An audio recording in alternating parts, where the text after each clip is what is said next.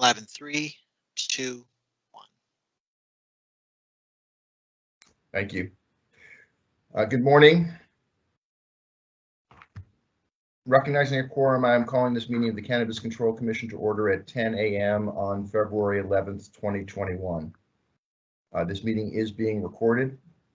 My best wishes for the health and safety of everybody listening in. And I want to thank Matt Giancola for his help organizing and conducting these meetings. Thank you, Matt.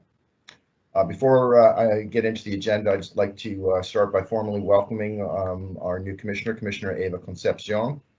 As you are aware, she was appointed just days before our last meeting and so chose to participate in that meeting, even though she was a member of the commission at that point. She chose to participate just as an observer, but now she's 4 weeks into it, and so a subject matter expert. I wanted to thank the appointing authority, in this case, Attorney General Healy. When I saw Commissioner Concepcion's name and saw her background, I was very impressed. But now that I've had just under 4 weeks to work with and get to know Commissioner Concepcion, I just think my opinion has just increased. I mean, she's brought energy, passion, thoughtfulness, a collaborative approach to the commission. I think we benefited greatly from her, even in her short tenure. I wanted to thank Attorney General Healy for appointing Commissioner Concepcion. Now that we have a full complement of commissioners again, I'm even more confident that we will continue to build an industry that works for all of the citizens of the state, that enhances public health and public safety, and that meets all of the legislative mandates. Commissioner Concepcion, I'd like to give you an opportunity to say hi to everybody and make opening comments if you'd like. Thank you, Mr. Chairman. I will be very brief. I wanted to take the opportunity to really extend my gratitude both to my fellow commissioners and to our amazing staff here at the commission for welcoming me to the team. I especially want to thank our executive director, Sean, and his amazing team for really developing and guiding me through a thoughtful and absolutely comprehensive onboarding process. By day 2, there was absolutely no doubt in my mind that this team is both knowledgeable, dedicated, and really committed to the work of the commission. And I'm really just excited to be a part of it and really contribute to our work here. Well, welcome, Commissioner Concepcion. It's delightful to have you as part of our team. Before I get into the agenda, would any of my other fellow commissioners care to make a comment? Okay, so let me jump into the agenda. If we get to the next slide. Thank you, Matt. We have 2 sets of minutes for discussion and vote and approval from September 10th and September 24th of 2020. We are still in catch-up mode here, as I think everybody is aware, and I am certainly painfully aware we had a lot of very lengthy meetings in the second half of 2020. I want to thank Christopher Smith for his heroic work in tracking and keeping minutes for those meetings and then preparing them for commission discussion and review. We'll do 2 per meeting over the next couple meetings until we catch up. But thank you, Christopher. Really appreciate your heroic work on this. With respect to licensing, we have 4 changes of ownership recommendations from our staff covering 7 different licenses. So some of the changes of ownership cover multiple licenses. We have 25 renewals, 12 final licenses, 22 adult use provisional licenses, and 1 NTC provisional license. So we've got a fair amount of work, but I think we can get through this. My expectations, we'll get through this in a couple of hours. So my intent would be to just power through without a lunch break unless things take longer than I expect.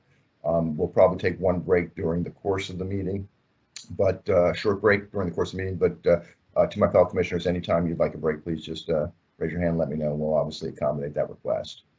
With that being said, let's jump into the agenda, starting with minutes. And as I said, we have 2 sets of minutes. The first is from September 10th, 2020.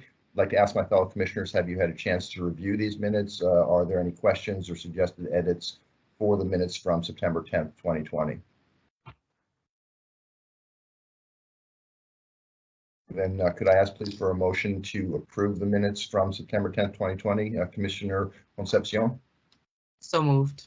Thank you. Commissioner Camargo, could I ask for a second, please? Second. Thank you. Let the record show that Commissioner Concepcion made the motion to approve, seconded by Commissioner Camargo. Commissioner Flanagan, your vote? Aye. Thank you. Commissioner, my alphabetical order needs to change. I'll do it in the next one. Commissioner Camargo, please, your vote. Aye. Thank you. Commissioner Concepcion? Aye. Thank you. Commissioner Stebbins? Aye. Thank you. Commissioner Hoffman, aye. Let the record show the commission unanimously approved the minutes from September 10th, 2020. Next, let's go into the minutes from September 24th, 2020. I'd like to ask my fellow commissioners, have you had a chance to review these minutes? Do you have any comments or suggested edits before I ask for a motion to approve? Then Commissioner Flanagan, could I ask you for a motion to approve the minutes from September 24th, 2020? So moved. Thank you. Commissioner Stebbins, could I ask you to second that motion, please? Second. Thank you. Let the record show that Commissioner Flanagan made the motion to approve, seconded by Commissioner Stebbins. Commissioner Camargo, your vote, please. Aye. Thank you. Commissioner Concepcion? Aye. Thank you. Commissioner Flanagan? Aye. Thank you. Commissioner Stebbins? Aye. Thank you. Commissioner Hoffman, aye. Let the record show the commission unanimously approved the minutes from September 24th, 2020. Again, we know we have some catching up to do here. We'll keep on doubling up at every subsequent meeting until we get there. But again, my thanks to Christopher Smith for keeping us as close up to date as possible. Next on the agenda is the Executive Director's report. Mr. Executive Director, are you ready to go through your materials? I hope so. I hope so too. Please go ahead.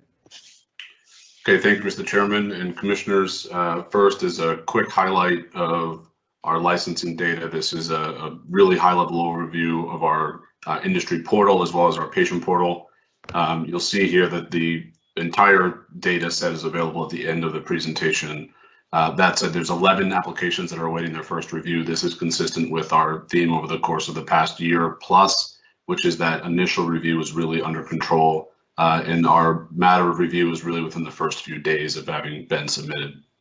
You have 21 applications before you today for your consideration. There are currently 26 applications that are awaiting a third-party response. As a reminder, those third parties are either our CSI background check or the host municipality within which the licensee intends to be located. There are 93,950 certified active patients currently. A highlight note here that was brought to my attention by staff is that we do have, for the first time in our history, over 100,000 certified patients. The distinction between there is the active patients have actually gone through and finalized their registration with us, but that 100,000 patient mark has never been hit before, and certainly is a milestone and consistent with that theme we've seen over the course of the past year relative to the pandemic of that spike in patient counts. So just wanted to highlight that for the Commission. And 259 applications have been expedited under the Commission's policy. Again, that's based on their social equity program status or their license type, or their status as a minority, women, or veteran-owned business. Any questions before Sean moves on? Go ahead, please, Mr. Executive Director. Okay, this next slide here shows you some of the activity within that portal. You'll see there's a total of 7,980 applications. However, the majority of them, more than 6,000, have not yet submitted an entire application, so they're therefore incomplete. Your activity as a commission, having approved or considered 752 licenses or denied 4, and the other context I would provide you with is the 56 delivery only pre-certification. That is an administrative process considered by staff, but that does contribute to our volume. So again, a lot of the applications remain incomplete, but we have seen a significant amount of activity. Once again, any questions before the Executive Director moves on? Please go ahead. This next slide here is a breakdown of those 752 that have been considered. You'll see the majority, or 307, are that of a marijuana retailer. The next highest is 227, that of a marijuana cultivator, and the third highest, naturally, is a marijuana product manufacturer at 178. I'd also call your attention to there being 9 independent testing labs having been considered as well, and that does provide the majority of the supply chain. Fantastic, thank you. Any questions? Please keep going. The breakdown you see here on the next slide, thanks, Matt, is of those 752, where they stand in our process. Significantly, you'll see that 192 have actually commenced their operations. That means they're functioning and they are generating business across Massachusetts, all across Massachusetts, that is.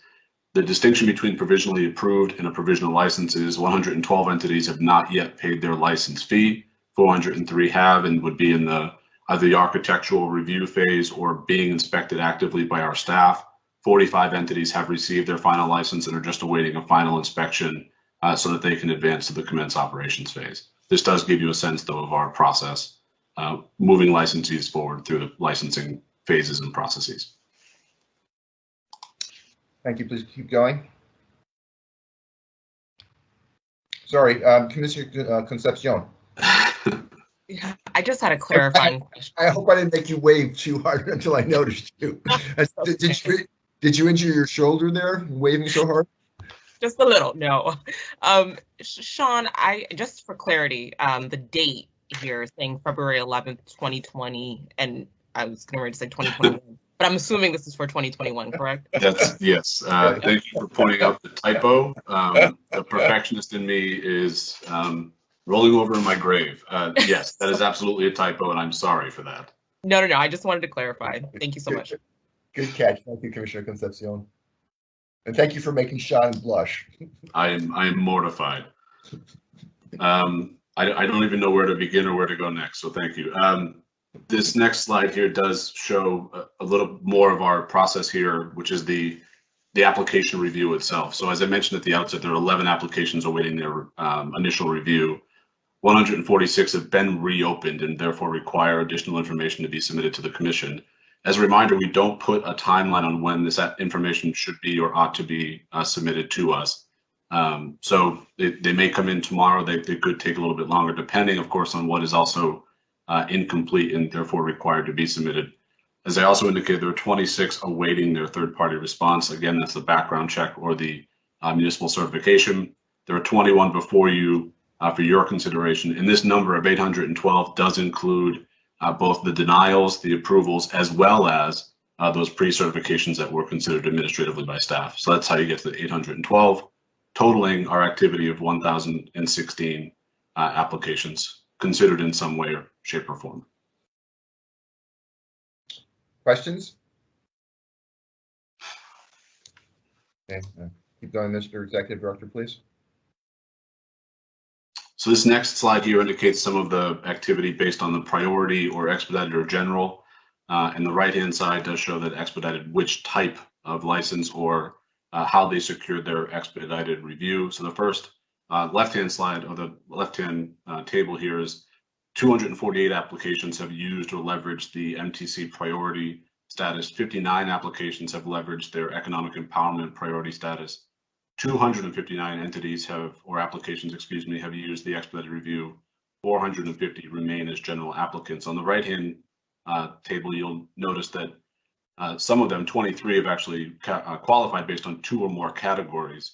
36 have qualified based on license type. That could be a micro business, an independent testing lab, a craft cooperative. 90 entities have used their social equity program participant status, and 110 have actually used their disadvantaged business enterprise, which, as you'll recall, is a partnership we have, and we're fortunate to have it with the Supplier Diversity Office in their designation process. So that's certainly encouraging to see that the expedited policy is working and working to effect. Thank you. Any questions for the Executive Director before we move on? Okay, then please keep going. That's the end of, oh, there's one more licensing slide. I'm sorry. Go ahead, Mr. That's Executive.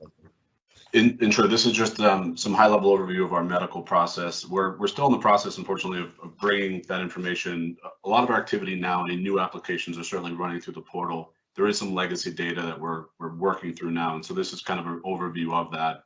You'll see that of the 156 applications, 147 have actually expired. There are 6 that remain in the citing profile stage. 3 have chosen to withdraw their application.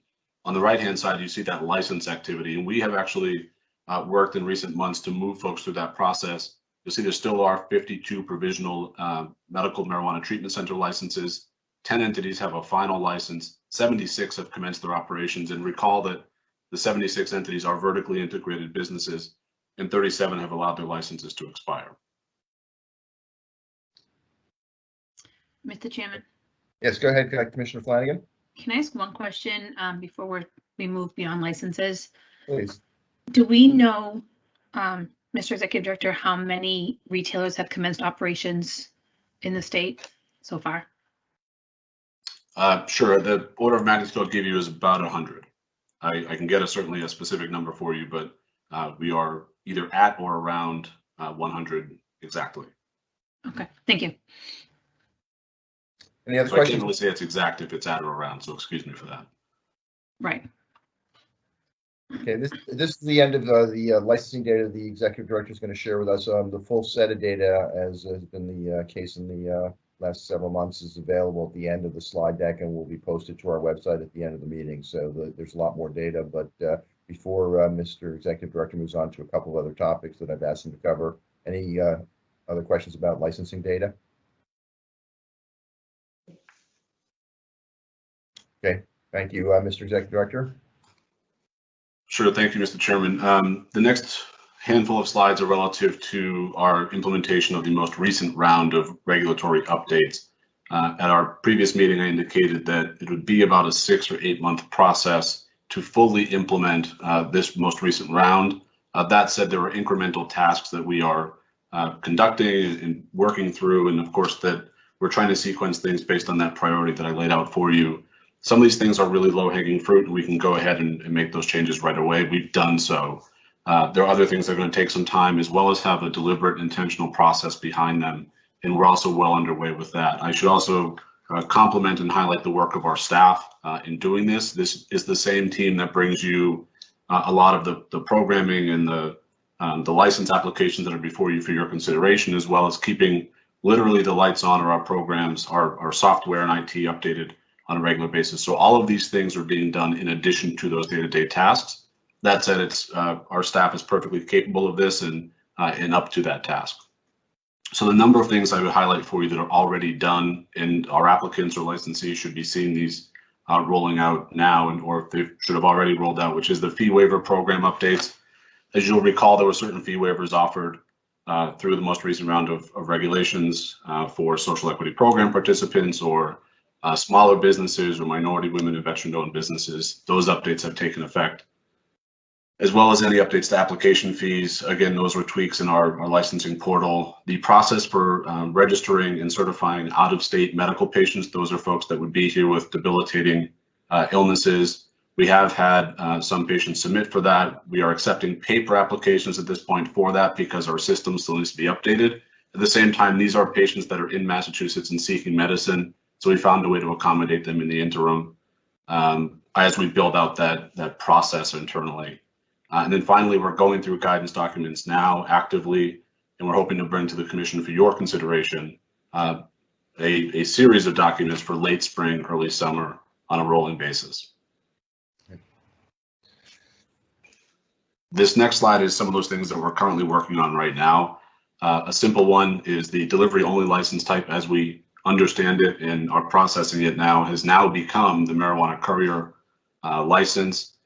That's an administrative change we're making on the back end of our technology. We do have folks in the queue today that the regulations say will be converted to this courier license type. We're actively doing that. We have folks that have both applied or are actively applying right now. We also have folks that have previously been approved for pre-certification based on this license type. So that's a transition that's occurring in our license system right now. We are creating the marijuana delivery operator license application. It is largely similar to the marijuana courier license, but with very key distinctions and differences that we also need to account for in our application. Our goal is to build that out and get it into a testing environment as soon as possible. We're hoping that that's something we can get done by the end of this month. Let me clarify though, that we can build the application. We then need to test it, roll it out, including we intend for this rollout to be robust, which includes FAQs and other tutorials or videos or other materials so that folks know exactly when they do apply for the license, what they're going to need to have for it, and then finally get it out and deploy it to the public. As a reminder, this application type will also be that two-part series, which is the pre-certification followed by a full application. That pre-certification will largely look the same as it does for the marijuana courier, so we're confident that we can roll that out in a similar time frame as well. So but sequencing is going to be what we're focused on next. The next one here is updating instructions for testing laboratory and their ISO accreditation. What's important here is we had a lot of feedback in our history of our license type that our ISO accreditation was required for provisional license. In order to get accredited for your ISO process, you need to validate your processes, which means you need to invest in all of your equipment as well as your staff. And you would need to do that before you even apply for or secure a license. Based on that feedback to the commission, you chose to update your regulations to allow for that ISO accreditation to be secured and submitted to the commission prior to final license versus prior to a provisional license. We think that change is actually going to hopefully generate additional interest in testing laboratories coming to Massachusetts and allow for them to get up and through our process much faster. And then lastly is a software change for that 3-year agent renewal, which is important given that our agents, we have a large volume. That is a manual process for us to consider. And obviously, I think a lot of our licensees were looking for that process. That's a software change we're making right now, and that should be done by the end of this month. Thank you very much, Mr. Executive Director. I think that those are the 2 slides that you had to talk about regulatory implementation. So let me pause here and see if any of my fellow commissioners have any questions for you on regulatory implementation and status.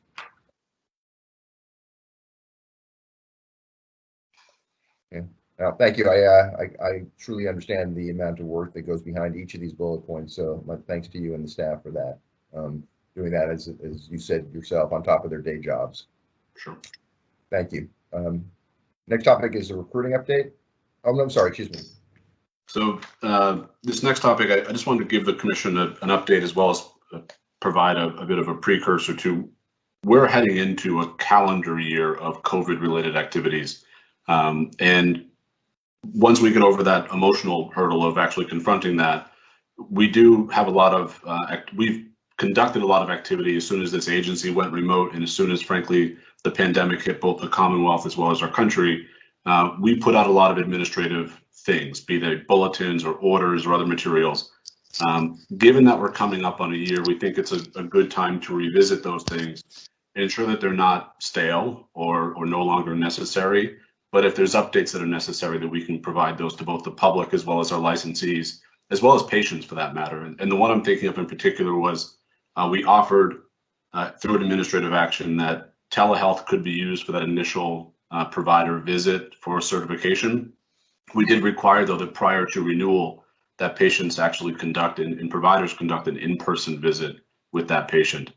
Given that the prevalence and effectiveness of telehealth remains, as well as the risk associated with those in-person visits remain, we want to make sure that we're able to revisit that bulletin and that administrative order we put out, as well as update them where necessary based on regulatory changes that were made. So just wanted to update the commission on that, let you know that that's a task that's going on right now between March and April, which again coincides with really the year anniversary of a lot of that activity. Thank you, Sean. Any questions? Okay. Now I think I'm right that the next is a recruiting update. Thank you. Please go ahead. I would just first note that the year is correct on this slide, and take a bit of a victory lap on that as I continue to reel from. That's a pretty low bar, but congratulations, Mr. Executive Director. Thank you. I will accept victory where I can and acknowledge defeat where I have to. That said, I did want to point out that we have 2 current vacancies that we are filling at the agency. Wanted to highlight it for the commission's edification as well as highlight it for the public's knowledge. The first is the Chief Technology and Innovation Officer. This is obviously a critical role for our agency, one that we are actively recruiting for and trying to secure the best fit for our agency, knowing that we pride ourselves on being a very modern agency, as well as one that relies a lot on data and technology. And really for us, I think that critical piece is going to be that innovation opportunity. And rather than have it be a buzzword as far as just let's find innovation, it's more let's effectively use the information that we have and allow that data to be digested, not just by us for securing better policy, but also for the public and anyone else that would like to hold us accountable for it. So as you know, and as we pride ourselves on our technology as well as our data, this is going to be a very key ingredient for that. And the individual that occupies that role is someone we would look forward to working with. The next role is equally as important, and that is the Director of Equity Programming and Community Outreach.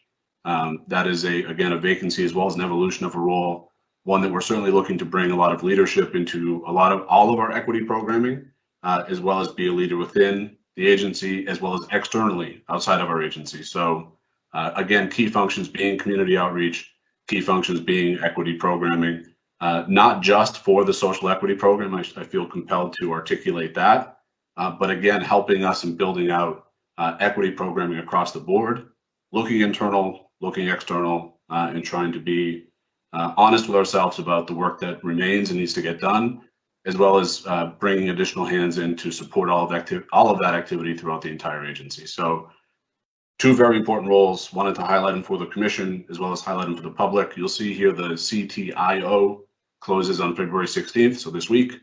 The Director of Equity Program and Community Outreach closes on February 26th. So if you need any information about it, our website is the best place to visit. We also posted them through Mass Careers.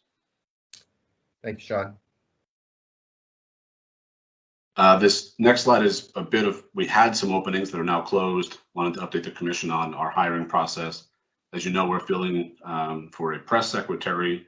That includes some internal promotions as well as reshuffling in our communication shop. We're very proud of that, expanding our capacity there and making sure that we are responsive to our friends in the press, as well as able to build out our communications team such that we can support a lot of our activity that goes on, especially around the busy work that we're doing and regulatory changes, as well as just the growth of our agency. So this is going to be a critical role for us to maintain and build upon our relationships there and continue being responsive to the press. The next item is the HR operations coordinator. We have every intention of continuing to grow our agency. We have two folks in our HR department right now who do yeoman's work in trying to support each and every department as well as each and every employee. And this is going to be a joint role supporting both our operations as well as HR, knowing that we have a lot of hiring activity we'd like to conduct over the next year or 6 months. We know we need to staff up and support them as well. So those two postings have closed. We are in the hiring process right now and hope to fill those vacancies as soon as possible with the right fit for our agency. Once again, before we move on to licensing activities, Mr. Executive Director, anything else in your report? Thank you for that. Any questions for the Executive Director? Okay, well, thank you. That was thorough, very helpful, and I'm glad you got the date right on the last slide. I do my best. Okay, thank you. Why don't we move on then? Mr. Potvin, are you ready to go? Yes, I am, Mr. Chairman.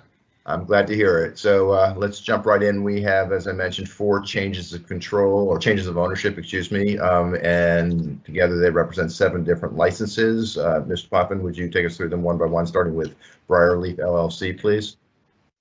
Absolutely. Thank you, Mr. Chairman. The first licensee requesting a change of ownership is Briarleaf LLC. They currently possess a provisional license medical marijuana treatment center. They are seeking to add 3 individuals and 1 entity to their ownership and control. Background checks were conducted on all these individuals and the entity, and no suitability issues were discovered. Commission staff did conduct an organizational and financial inspection into these individuals and entity, and no information or no issues were found from that information. Therefore, Commission staff do recommend review and decision on this request, and if approved, request that your approval be subject to the conditions before you. Thank you, Mr. Potvin. To my fellow commissioners, are there any questions or comments on the staff recommendation on Briarleaf LLC before I ask for a motion and a vote? And could I ask Commissioner Camargo, would you make a motion to approve the staff recommendation for change of ownership for Briarleaf LLC? So moved. Thank you, Commissioner Concepcion. Could I ask you to second that motion, please? Second. Thank you. Let the record show that Commissioner Camargo made the motion to approve, seconded by Commissioner Concepcion. Commissioner Camargo, your vote? Aye. Thank you. Commissioner Concepcion? Aye. Thank you. Commissioner Flanagan? Aye. Thank you. Commissioner Stebbins? Aye. Thank you. Commissioner Hoffman, aye. Let the record show the commission unanimously approves staff recommendation on change of ownership for Briarleaf LLC. Thank you very much. Mr. Pockman, FI Industries Incorporated is next. Thank you, Mr. Chairman. The licensee requesting a change of ownership here is FAR Industries Incorporated. They currently possess a product manufacturing license. They're seeking to add 2 individuals as officers. Additionally, background checks were conducted on these individuals and no suitability issues were discovered. Therefore, commission staff do recommend review and decision on this request, and if approved, request that your approval be subject to the conditions before you. Thank you, Mr. Pockman. Again, before I ask for a motion and a vote, are there any questions or concerns about the staff recommendation for FI Industries Incorporated change of ownership? Then Commissioner Flanagan, could I ask you to make a motion to approve staff recommendation for change of ownership on FI Industries Incorporated? So moved. Thank you. Commissioner Stebbins, could I ask you to second that motion, please? Second. Thank you. Let the record show that Commissioner Flanagan made the motion to approve, seconded by Commissioner Stebbins. Commissioner Camargo, your vote, please. Aye. Thank you. Commissioner Concepcion. Aye. Thank you. Commissioner Flanagan. Aye. Thank you. Commissioner Stebbins. Aye. Thank you. Commissioner Hoffman, aye. Let the record show the commission unanimously approves staff recommendation on change of ownership for FA Industries Incorporated. Mr. Pockman, next up is Pleasant Trees Incorporated. Thank you, Mr. Chairman. The licensee here requesting a change of ownership and control is Pleasant Trees Incorporated. They possess a medical marijuana treatment center license as well as 2 adult use retail licenses. They're seeking to add 2 individuals and 4 entities to their ownership and control. Background checks were conducted on all of the individuals and entities and no suitability issues were discovered. Additionally, commission staff did conduct an organizational and financial inspection into the individuals and entities and no inconsistencies or issues were found. Therefore, commission staff do recommend review and decision on this request, and if approved, request that your approval be subject to the conditions before you. Thank you very much, Mr. Pockman. Are there any questions or comments or concerns on this change of ownership request? Or ask for a motion and a vote? Okay, then could I ask Commissioner Concepcion, would you make a motion to approve the staff recommendation on ownership change for Pleasant Trees Incorporated? So moved. Thank you. Commissioner Camargo, could I ask you to second that motion, please? Second. Thank you. Let the record show that Commissioner Concepcion made the motion, seconded by Commissioner Camargo. Commissioner Camargo, your vote? Aye. Thank you. Commissioner Concepcion? Aye. Thank you. Commissioner Flanagan? Aye. Thank you. Commissioner Stebbins? Aye. Thank you. Commissioner Hoffman, aye. Let the record show the commission unanimously approves staff recommendation on change of ownership for Pleasant Trees Incorporated. Next up, Mr. Potvin, Temescal Wellness of Massachusetts, LLC. Thank you, Mr. Chairman. The licensee here requesting a change in ownership and control is Temescal Wellness of Massachusetts, LLC. They currently possess 3 medical marijuana treatment center licenses, 3 adult use retail licenses, an adult use cultivation license, as well as an adult use product manufacturing license. They're seeking to add 6 individuals and 3 entities that will be gaining ownership and control over all of these licenses. Background checks were conducted on all of the individuals and entities and no suitability issues were discovered. Additionally, staff did conduct an organizational financial inspection into the individuals and entities, and there were no issues or inconsistencies found. Therefore, commission staff do recommend review and decision on this request, and if approved, request that your approval be subject to the conditions before you. Thank you very much, Mr. Potvin. Are questions or comments or concerns before I ask for a motion and a vote? Then thank you. Commissioner Stebbins, would you please make a motion to approve the staff recommendation on change of ownership for Temescal Wellness of Massachusetts, LLC? So moved. Thank you. Commissioner Camargo, would you second that motion, please? Second. Thank you. Let the record show that Commissioner Stebbins made the motion to approve, seconded by Commissioner Camargo. Commissioner Camargo, your vote, please. Aye.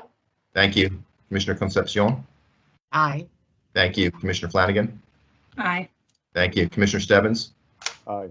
Thank you. Commissioner Hoffman, aye. Let the record show the commission actually approved the staff recommendation for change of ownership for Temescal Wellness of Massachusetts, LLC. Thank you. Mr. Potvin, at this time, are there any other changes of ownership for consideration by the commission?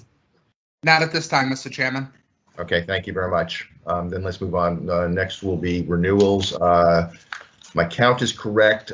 We have 25 renewals, including 24 adult use and 1 MTC.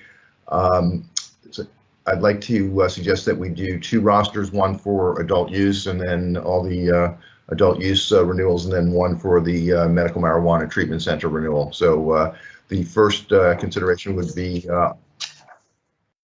A through X, which are all adult use renewal. Mr. Griffin, could you give us your presentation on that, please?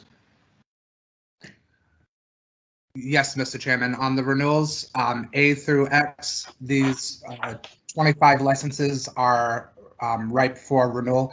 They have submitted renewal applications demonstrating that they're still in compliance with the Commission's regulations. They have paid their annual license fees, and they have submitted additional documentation towards their progress or success of their positive impact and diversity plans.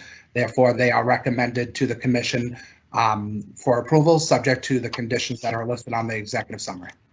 And just if I could amplify, the conditions that are in the executive summary for each of those 25 include the conditions that have typically been raised or requested by Commissioner Flanagan.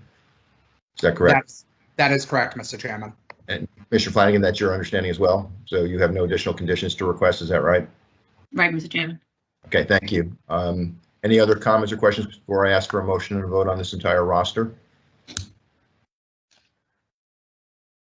Then Commissioner Concepcion, would you please make a motion to approve the entire roster A through X for renewal, subject to conditions requested by the licensing team? So moved. Thank you. Commissioner Stebbins, would you second that motion, please? Second. Thank you. Let the record show that Commissioner Concepcion made the motion, seconded by Commissioner Stebbins. Commissioner Camargo, your vote? Chairman, just I will Yes. be voting on all but one. I'm sorry. We need to do separate. This is my mistake. I thought that you wanted to remove something from the roster for final licenses, not for renewals. But if I got that wrong, my apologies. Okay, either way. Is that correct? No, actually, I'm sorry. They're on both. Let me suggest I'm going to ask for a different motion. I want to make it clear. So. The roster that I'm going to ask us to consider for adult use renewals will be A through E and then G through X. So just to be explicit, excluding from this roster Core Empowerment LLC. So could I ask again, Commissioner Concepcion, for a motion to approve the roster for staff recommendation for renewals for A through E and G through X? So moved. Thank you. Commissioner Stebbins, could I ask for a second on that motion, please? Second. Thank you. Let the record show that the motion was made by Commissioner Concepcion, seconded by Commissioner Stebbins. Commissioner Camargo, your vote? Aye. Thank you. Commissioner Concepcion? Aye. Thank you. Commissioner Flanagan? Aye. Thank you. Commissioner Stebbins? Aye. Thank you.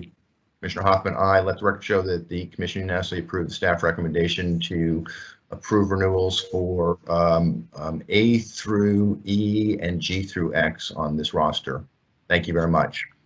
The next roster that I would like us to consider is just item F on this slide, Core Empowerment LLC, MRR 205683. My understanding is that Commissioner Camargo would request to be recused from this consideration and vote. Is that correct? Correct. Thank you. That being said, could I then ask for a motion, please, from Commissioner Concepcion to approve the staff recommendation to issue a renewal to Core Empowerment LLC, MRR 205683. Commissioner Concepcion? So moved. Thank you. Commissioner Stebbins, could I ask for a second, please? Second. Thank you. Let the record show that Commissioner Concepcion made the motion to approve, seconded by Commissioner Stebbins. Commissioner Concepcion, your vote, please. Aye. Thank you. Commissioner Flanagan? Aye. Thank you. Commissioner Stebbins? Aye. Thank you. Commissioner Hoffman, aye. Let the record show that the commission approved staff recommendation to issue a renewal to Core Empowerment LLC with a vote of 4 in favor. Commissioners Concepcion, Flanagan, Stebbins, and Hoffman voting aye, and Commissioner Camargo recusing herself. Thank you. The next and last roster for renewals is the one MTC renewal, Pharma Cannabis Massachusetts Incorporated. Mr. Potvin. Thank you, Mr. Chairman.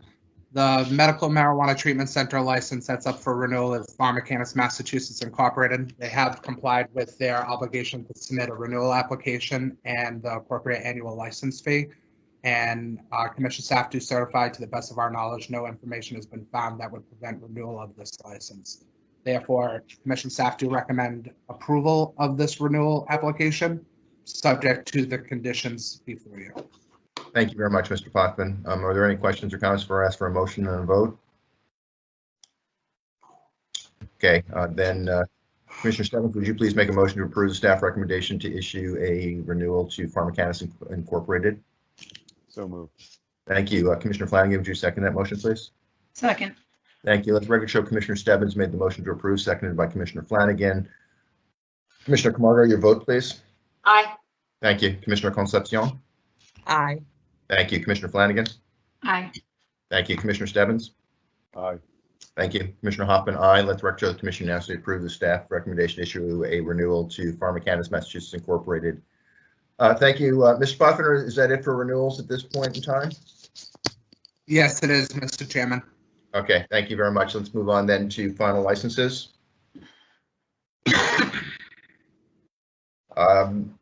I'm going to propose that we do this in two separate rosters. Roster 1 will have one final license application on it. That is A, Core Empowerment LLC, MR 281865. The second roster will include B through L, so all the remaining final license applications that are on this list. So let me start with the first roster, Core Empowerment LLC. Mr. Potvin. Thank you, Mr. Chairman. The licensee here is Core Empowerment LLC. They're proposing to do business as Seed. They are located at 401A Center Street, located in Boston. They are seeking a final license for retail operations. This licensee was approved for a provisional license on March 5th of 2020. They have paid all their applicable license fees. No new information has been reported to the commission regarding the organizational structure of the entity, or any new information regarding the suitability of the licensee that's previously been disclosed. This facility was inspected on January 8th, 2021. The licensee's facility was inspected and found to be in full compliance with the commission's regulations.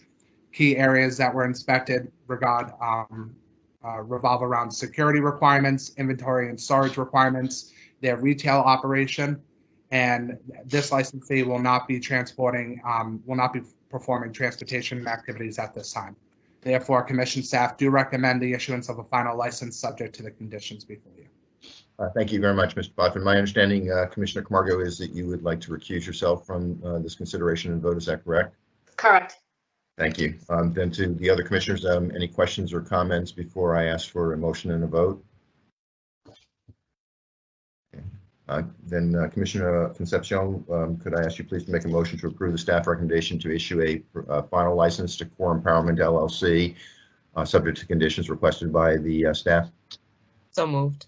Thank you. Commissioner Stebbins, could I ask you to second that motion, please? Second. Thank you. Let the record show that Commissioner Concepcion made the motion, seconded by Commissioner Stebbins. Commissioner Concepcion, your vote, please. Aye. Thank you. Commissioner Flanagan. Aye. Thank you. Commissioner Stebbins. Aye. Thank you. Commissioner Hoffman, aye. Let the record show that the commission approved the staff recommendation to issue a final license to Core Empowerment LLC with a vote of 4 in favor. Commissioners Concepcion, Flanagan, Stebbins, and Hoffman, with Commissioner Camargo recusing herself. Thank you. Then the second roster for final licenses I would like us to consider is everything else on this list, B through L. Mr. Potvin. Thank you, Mr. Chairman. The 11 additional licensees that are up for final license include the following. Caregiver Patient Connection, they are seeking a final license for retail operations. Delta 420 LLC, also seeking a final license for retail operations.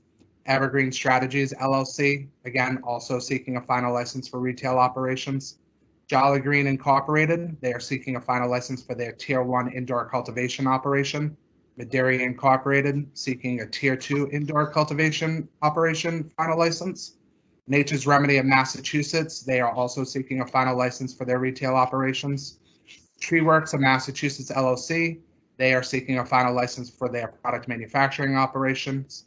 Turning Leaf Centers Northampton, they're seeking a final license for their retail operations.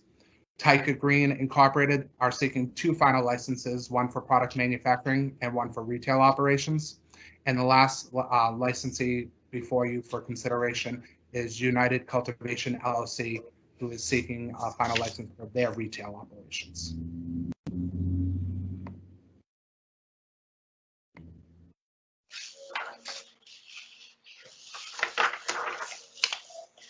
Thank you, Ms. Clapton. Before I ask for a motion and a vote, are there any questions or concerns on the on any of these final license applications? Then thank you. Could I ask Commissioner Camargo, would you make a motion to approve the roster of final licenses from B through L? So moved. Thank you. Commissioner Concepcion, would you second that motion, please? Second. Thank you. Let the record show Commissioner Camargo made the motion to approve, seconded by Commissioner Concepcion. Commissioner Camargo, your vote. Aye. Thank you. Commissioner Concepcion. Aye. Thank you. Commissioner Flanagan. Aye. Thank you. Commissioner Stebbins. Aye. Thank you. Commissioner Hoffman, aye. Let the record show the commission unanimously approved the staff recommendation to issue final licenses to the roster B through L on this slide. Thank you very much. Mr. Potvin, any other final licenses at this point in time? Not at this time, Mr. Chairman. Okay, thank you very much. Then let's move on to provisional licenses and a couple of comments before we get going. As has been our practice, we will go through these individually where there are multiple applications from one entity. If they are co-located, we will consider them at the same time. But other than that, we'll go through them individually. I have asked the individual commissioners to get to me with proposed conditions on any of these licenses ahead of time, and I think I have a complete list of those proposed conditions. I will give the world a heads up that there are a lot of them. Pretty much all of these do have conditions, not all of them, but most of them have conditions that are requested by at least one commissioner. Many of them have conditions requested by multiple commissioners, and one of them has request for conditions requested by all 4 of my fellow commissioners. So it's going to be taking a little time to go through this. There's some overlap in terms of the conditions, which is fine. I'd rather be complete rather than have holes, but we might want to have some conversations just to deal with some of the overlaps that came up in terms of individual commissioners making requests for conditions. Kind of a heads up. My guess, we're 10 minutes into 11. My guess is, Mr. Poppin, I'm going to want to go through half of these and then ask for maybe take a break just to catch our breath, but let's see how we go. But my intention would be at least get through at least half of these before we take a break. So with that in mind, let's start with Seven Leaf Gardens LLC, and there are 2 applications that are co-located. First is MCN 282830, which is Tier 1 indoor cultivation. Second is MPN 281894, which is product manufacturer. Mr. Potvin, please go ahead. Thank you, Mr. Chairman. The applicant here is Seven Leaf Gardens LLC. The proposed location is Charlotte Court, Building 2, Lot 2A, located in Middleborough. They are seeking a Tier 1 indoor cultivation license as well as a product manufacturing license. This applicant did receive general review. The applicant and municipality did execute a host community agreement on October 16th of 2020. The applicant did submit documentation regarding a community outreach meeting that was held on November 5th of 2020. The commission staff did receive a municipal response from the municipality on December 30th stating that the applicant was in compliance with all local ordinances or bylaws. The applicant did submit a positive impact plan, which included 2 goals. Part of the suitability review, there were disclosures of past events. None of these disclosures, however, raised any suitability issues, and there were no concerns arising from the background checks on any of the individuals or entities associated with this application. The applicant states that it could be operational within 8 months of receiving their provisional license. They did submit their proposed hours of operation, as well as all their required summaries of plans, policies, and procedures that were all determined to be substantially compliant with the commission's regulations. The applicant did submit a diversity plan with 2 goals. And as they are applying for a cultivation and product manufacturing license, they did submit a cultivation plan as well as a list of products that they plan on producing once licensed. Therefore, commission staff do recommend the issuance of 2 provisional licenses subject to the conditions before you. Thank you very much, Mr. Potvin. As I mentioned, this is one that has multiple requests for conditions from actually each of my 4 fellow commissioners. So let me read the proposed conditions and then we'll discuss and come up with a motion. From Commissioner Camargo, her proposed condition is clarification on the positive impact plan, specifically clarification on biannual trainings. Can all employees participate? That's Commissioner Camargo. Commissioner Stebbins has 2 proposed conditions. Detail your plan. First is detail your plan with specific strategies to assist minority, women, veteran, disabled, and LGBTQ businesses to expand their opportunities to do business with the marijuana industry. And second, prior to final application for licensure, provide goals for hiring women, minorities, veterans, disabled residents, and LGBTQ residents. Next proposed conditions are from Commissioner Concepcion, which is to revise diversity plan to include hiring and maintaining a diverse workforce composed of minorities, women, veterans, and/or persons with disabilities. And finally, Commissioner Flanagan, her request to condition for human services. Recognizing your donation on social media conforms with the advertising regulations 500.105 section 4B2. And as subpoint to that, the support letter from AHS, Associates for Human Services, states that all donors will be recognized on social media as well as on virtual fundraising events for the remainder of fiscal year 2021. So I think that the only place I see any potential overlap is between Commissioner Stebbins and Commissioner Concepcion. You guys want to? How would you propose that? We can certainly keep both proposed conditions in. I just think for simplicity and for the benefit of the applicant, if we can simplify it, that would be better. But Commissioner Concepcion and Commissioner Stebbins, what are your thoughts? My thoughts of listening to Commissioner Stebbins seems like they're essentially, as you mentioned, pretty similar. I think we're aiming at the same goal. Yep. So is it a matter of how we're phrasing it that we're trying to? Well, we have to have a formal motion with specific language in terms of the requested conditions. So that's we can adopt Commissioner Stebbins' language if you're comfortable with that, or we can negotiate or refine Commissioner Stebbins and/or your proposed conditions. But we need to have specific language. Well, would you mind repeating both conditions?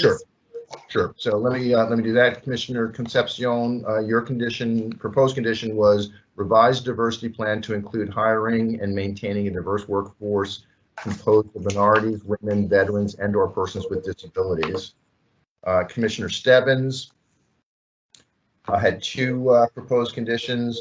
First, detail your plan with specific strategies to assist minority, women, veteran, disabled, and LGBTQ businesses to expand their opportunities to do business with the marijuana industry. And then his second proposed condition is prior to final application for licensure, provide goals for hiring women, minorities, veterans, disabled residents, and LGBTQ residents.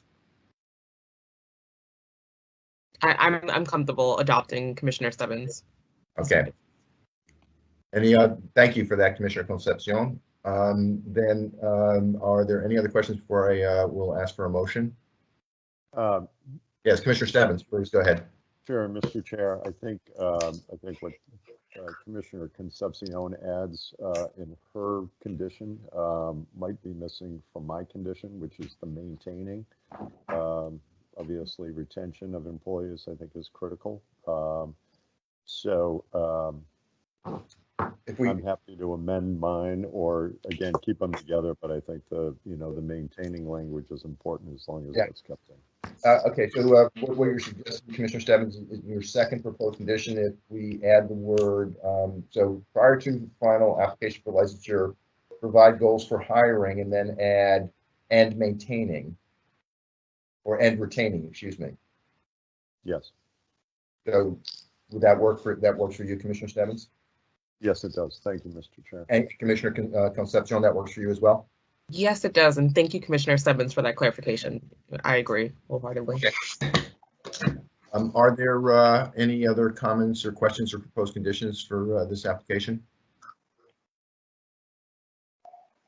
Mr. Chairman, Yes, Commissioner Flanagan.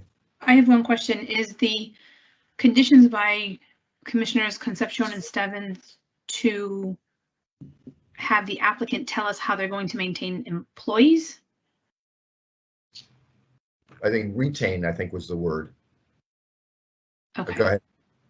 Go ahead. Commissioner Stebbins, Commissioner Concepcion, could you respond to Commissioner Flanagan, please?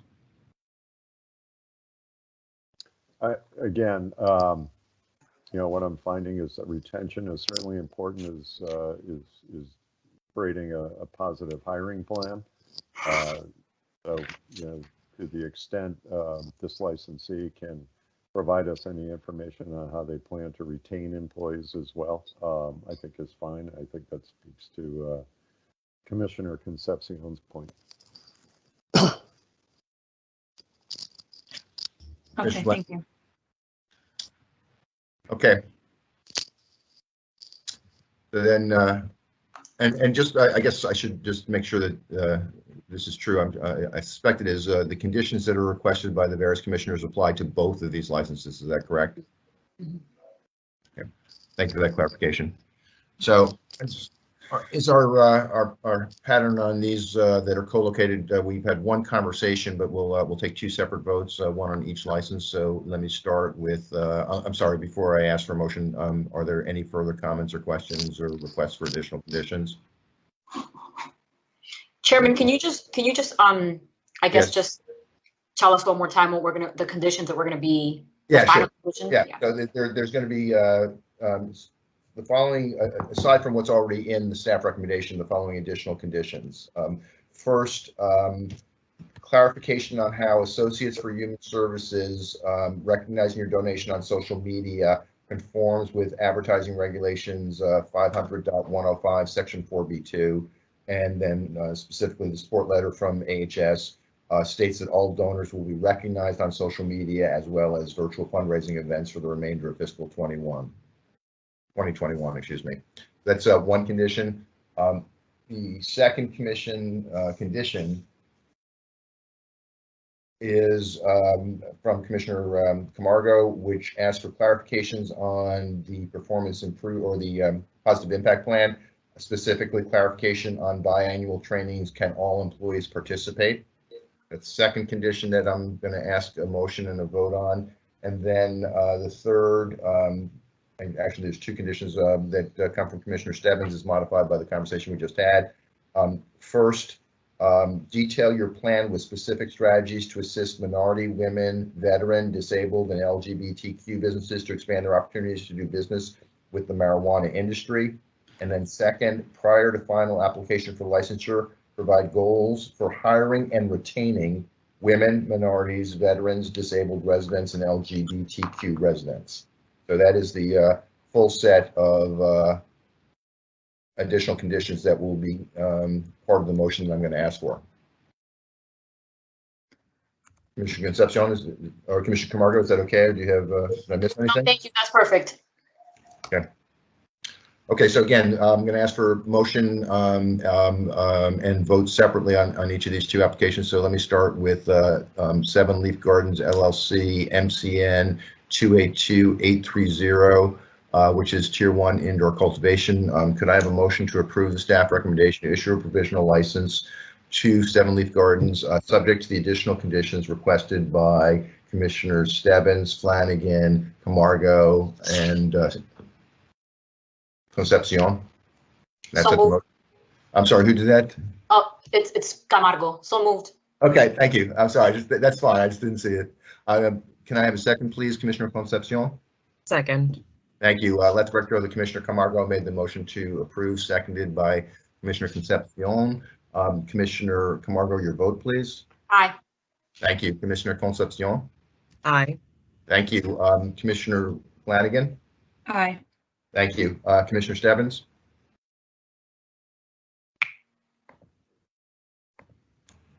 Commissioner Stebbins? His mouse froze. He's on mute. Or I Sorry don't know if about he's, that. Yes, Nope. aye. thank you. Commissioner Hoffman, I let the record show the commission unanimously approved the staff recommendation to issue a provisional license to Seven Leaf Gardens LLC, MCN 282830, subject to the additional conditions requested by each of the 4 commissioners. Thank you. Next, Seven Leaf Gardens LLC, MPN 281894. Could I ask please for a motion to approve staff recommendation to issue a provisional license subject to the additional conditions requested by Commissioners Camargo, Concepcion, Flanagan, and Stebbins? So moved. Thank you. Could I have a second, please, Commissioner Flanagan? Second. Thank you. Let the record show that Commissioner Concepcion made the motion to approve, seconded by Commissioner Flanagan. Commissioner Camargo, your vote? Aye. Thank you. Commissioner Concepcion? Aye. Thank you. Commissioner Flanagan? Aye. Thank you. Commissioner Stebbins? Aye. Thank you. Commissioner Hoffman, I let the record show the commission unanimously approved the staff recommendation to issue a professional license to Seven Leaf Gardens MPN 281894, subject to the additional conditions requested by Commissioners Camargo, Flanagan, Stebbins, and Concepcion. Thank you. Mr. Potvin, next up is Alfred's Finest Incorporated, DOA 100111, delivery only. This was expedited by definition because the applicant is a social equity applicant. If I'm correct, could you please go ahead, Mr. Potvin? Yes, thank you, Mr. Chairman, and yes, you are correct. The applicant here is Alfred's Finest Incorporated. They're proposing to do business at 8 Scobie Circle, located in Plymouth. They are applying for the delivery only, now called marijuana courier license, since the regulations got promulgated this last month. They have additional licenses also located in Plymouth.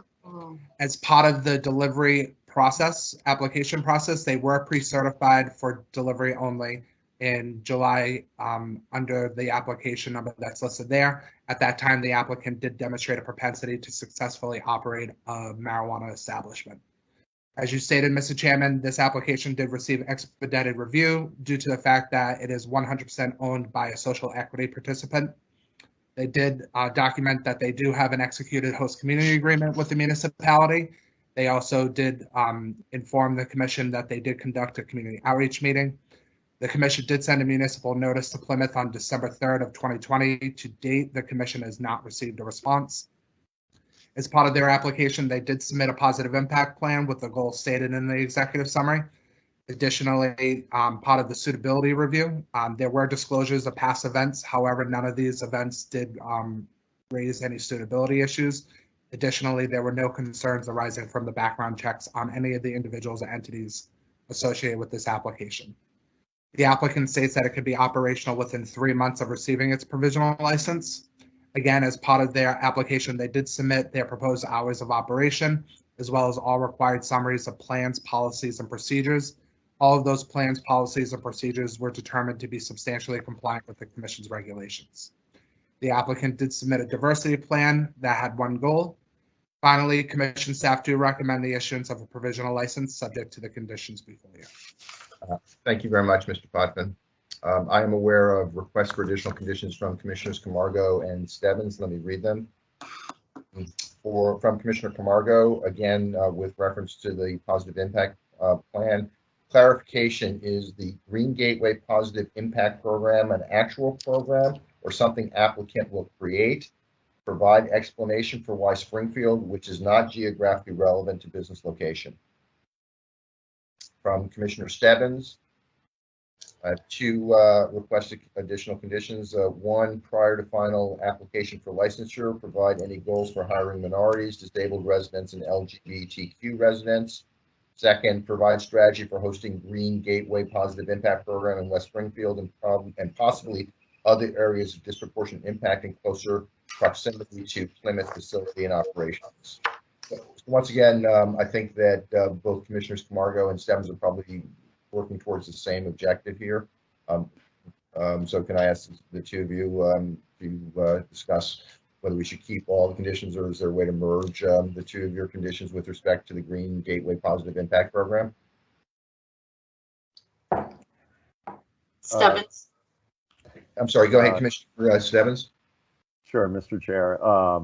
Obviously, I think Commissioner Camargo raises a question I don't ask, which is whether the Green Gateway Positive Impact Program is something that they have currently formulated, or whether they plan to develop it at some point during their licensure. And I think she and I are both trying to reach the same question, which is the rollout of the program in West Springfield, which they've appropriately identified as a disproportionate impact community. But I think we're both trying to understand why they didn't consider communities of that designation that might be closer in proximity.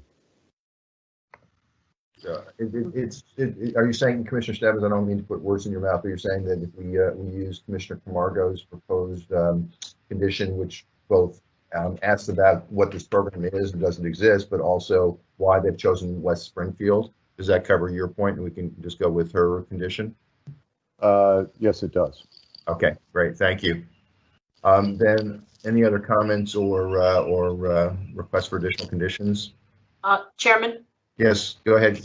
Yeah, I'll just add that I think the Green Gateway Positive Impact Program, I think it's a great idea.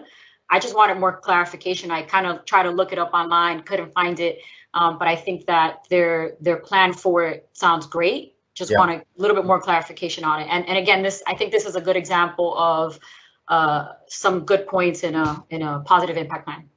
Okay, no, I appreciate that clarification, but I think your current proposed condition makes that point explicitly, that you're looking for clarification. You're not criticizing it, you're just looking for clarification. Any other questions or concerns or requests for additional conditions before I ask for a motion? Then just to be explicit, the motion I'm going to ask for is to approve the staff recommendation to issue a provisional license to Alfred's Finest LLC, or Incorporated, excuse me, DOA 100111, subject to 2 additional conditions. First, condition requested by Commissioner Camargo, which is clarification, is the Green Gateway Positive Impact Program an actual program or something applicant will create? Provide explanation on why West Springfield, which is not geographically relevant to business location. And then a second additional condition requested by Commissioner Stebbins, prior to final application for licensure, provide any goals for hiring minorities, disabled residents, and LGBTQ residents. So could Commissioner Stebbins, would you make a motion, please, to approve the staff recommendation to issue a provisional license to Alfred's Finest Incorporated, subject to the 2 conditions, additional conditions I just read? So moved. Thank you. Commissioner Concepcion, would you second that motion, please? Second. Thank you. Let the record show that Commissioner Stebbins made the motion to approve, seconded by Commissioner Concepcion. Commissioner Camargo, your vote? Aye. Thank you. Commissioner Concepcion, your vote? Aye. Thank you. Commissioner Flanagan, your vote? Aye. Thank you. Commissioner Stebbins, your vote? Aye. Thank you. Commissioner Hoffman, aye. Let the record show the Commission unanimously approved staff recommendation to issue a provisional license to Alfred's Finest Incorporated, DOA 100111, subject to the additional conditions requested by Commissioners Camargo and Stebbins. Let's move on. Next is Atlantic Medicinal Partners Incorporated, MRN 282476 Retail. Mr. Potvin. Thank you, Mr. Chairman. The applicant here is Atlantic Medicinal Partners Incorporated. They're proposing to do business at 4 Main Street, located in Brockton. They are seeking a retail license. This application did receive priority review from when it was originally submitted. However, as of today, after the policy adopted by the commission, it would now be classified as a general applicant. The applicant did submit proof of an executed host community agreement, as well as the fact that they did conduct a community outreach meeting. The commission did receive a municipal response from Brockton on January 11th, stating that the applicant was in compliance with all local ordinances or bylaws. As part of their application, they did submit a positive impact plan, which includes 2 goals. There were no suitability issues that arose from the background checks or the disclosures made by the applicant. The applicant does state that they could be operational within 7 months of receiving their provisional license. As part of their application, they did submit their proposed hours of operation, as well as all their required summaries of plans, policies, and procedures, which were all determined to be substantially compliant with the commission's regulations. The applicant did submit a diversity plan that included the 2 goals listed within the executive summary, And as this is the retail applications, they did submit a plan for obtaining marijuana and marijuana products. Therefore, Commission staff do recommend the issuance of a provisional license subject to the conditions before you. Thank you very much, Mr. Potvin.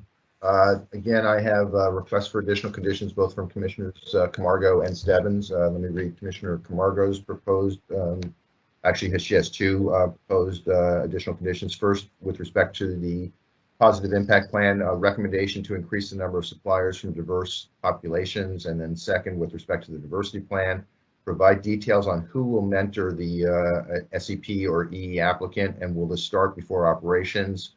The sub point could benefit the mentee to start early and not wait for Atlantic Medicinal Partners to start operations.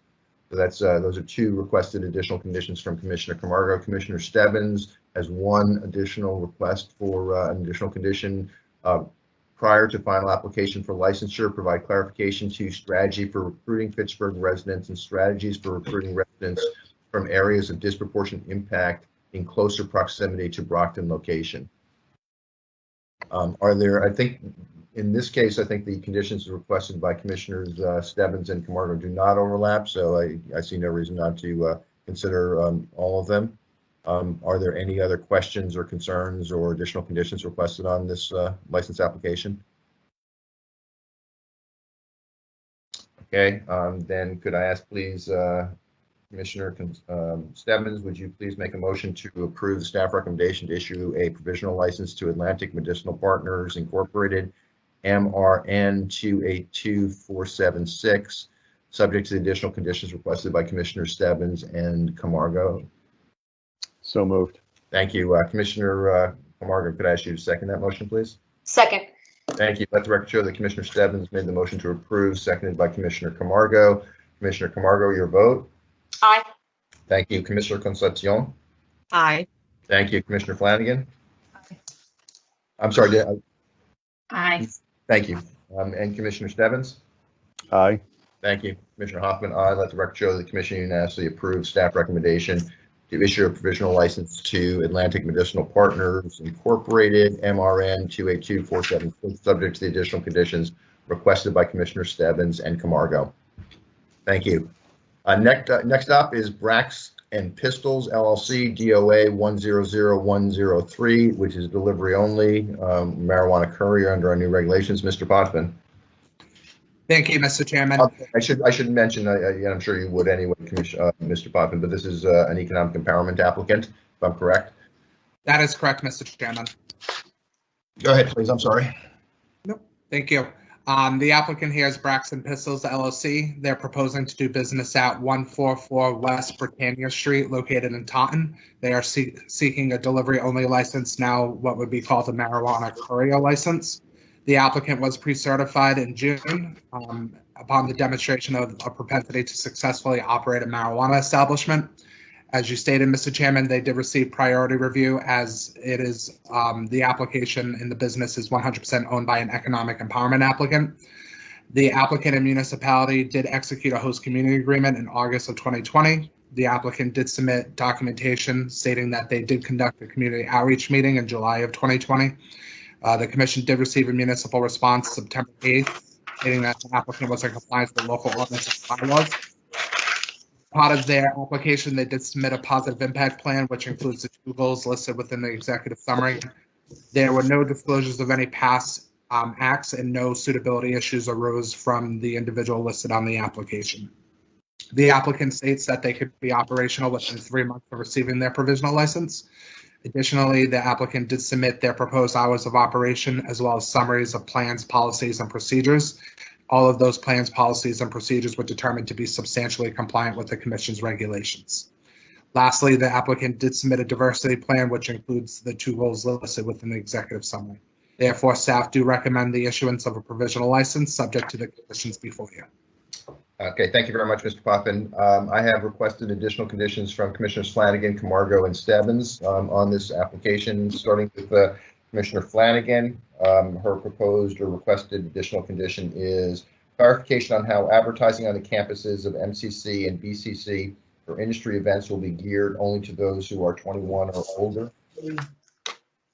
Commissioner Camargo had a proposed condition, has a proposed condition, again, with respect to the positive impact plan, goal 2, specifically how many applicants will start, how many applicants and will this start before operations and could benefit both social equity program participants and economic empowerment applicants to start early and not wait for the company to start operations. As Commissioner Camargo, and then Commissioner Stebbins, his proposed condition is prior to final application for licensure, review diversity hiring goals and expected number of employees. Again, all those are conditions. I don't see an overlap between them, so I don't know that there's any need to edit any of those. But are there any comments or questions before I ask for a motion on this application? Comment. Yes, please go ahead, Commissioner Camargo. Yeah, just again on my condition, just to kind of elaborate a little more. It's great to see a lot of applicants add that they're going to mentor folks. Some folks are kind of missing how many folks are they going to mentor and when will they start mentoring folks. And I know that, you know, it's really difficult to get these businesses off the ground. So I know that that's priority. I just want folks and applicants to think about, you know, don't wait till you make it to the finish line to mentor somebody, right? Lift while you climb, and possibly just think through, you know, what are the small steps that you can take to mentor folks in the process, especially our SEPs and our EEEs. So, but good job to this applicant. Thank you. I think that's great. Great clarifying comment. Any other comments, questions, or requests for additional conditions before I ask for a motion? Okay, then Commissioner Concepcion, could I please ask you for a motion to approve the staff recommendation to issue a provisional license to Brax and Pistols LLC DOA 100103, subject to the additional conditions requested by Commissioner Stebbins, Camargo, and Flanagan. Could I ask for such a motion, please? So moved. Thank you, Commissioner Concepcion. Commissioner Camargo, would you second that motion, please? Aye. No, I was asking, I need a second first. So moved. One more time, could you please second that motion? Oh, I'm sorry. Second. Thank you very much. I'm reading my notes of conditions. That's why I invariably, we need to take a break halfway through this, because this is kind of like mind bending, just to keep track of exactly where we are. So let me, for the record, the motion was made by Commissioner Concepcion and it was seconded by Commissioner Camargo. Commissioner Camargo, your vote, please. Now it's aye. Now is the time to say aye. Thank you. Commissioner Concepcion. Aye. Thank you. Commissioner Flanagan. Aye.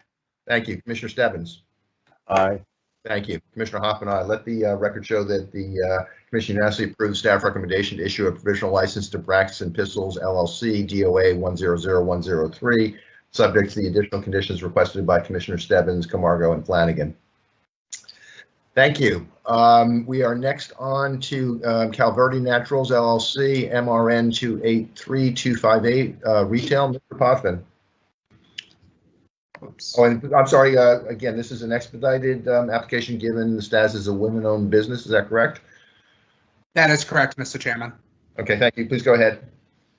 Thank you. The applicant here is Calverde Naturals LLC.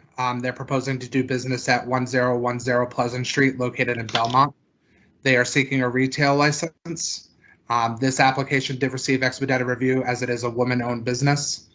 The applicant did submit information documenting that they have an executed host community agreement, as well as that they conducted a community outreach meeting. The commission did receive a municipal response on January 21st of 2021, stating that the applicant was in compliance with all local ordinances or bylaws. As part of their application, they did submit a positive impact plan with the 2 goals listed on the executive summary. There were disclosures of past events. However, none of those disclosures raised suitability issues, and there were no concerns arising from the background checks on any of the individuals or entities. As part of the management and operations profile section of the application, they did submit a timeline for when they plan on being operational, as well as their hours of operation, and all their required summaries of plans, policies, and procedures. All of those plans were determined to be substantially compliant with the commission's regulations. The applicant did submit a diversity plan with a goal listed within the executive summary. And as they are seeking a retail license, they did submit a plan for obtaining marijuana and marijuana products. Therefore, commission staff do recommend the issuance of a provisional license subject to the conditions before you. Thank you very much, Mr. Potvin. I am aware of 2 additional conditions requested on this application. First, from Commissioner Camargo, again with respect to the positive impact plan. Clarify what a retail seminar means, how many hours, and who's the audience within the Fitchburg residents, et cetera, and add concrete outcomes. And then, sorry, from Commissioner Stebbins, his requested additional condition is review positive impact plan and provide strategies for engaging residents from additional areas of disproportionate impact. While there's a little bit of overlap between those 2 sets of request conditions from Commissioners Camargo and Stebbins, they seem like they have enough differentiation between them that my proposal would be that we consider this license with both of those additional conditions. Is that okay, Commissioner Stebbins and Camargo? Yes. Okay. Are there any other questions, concerns, or additional conditions requested on these on this license application? Okay, then could I ask please for a motion to approve the staff recommendation to issue a provisional license to Calverde Naturals LLC MRN 283258, subject to the additional conditions requested by Commissioners Camargo and Stebbins. Could I ask Commissioner Stebbins, would you make such a motion, please? So moved.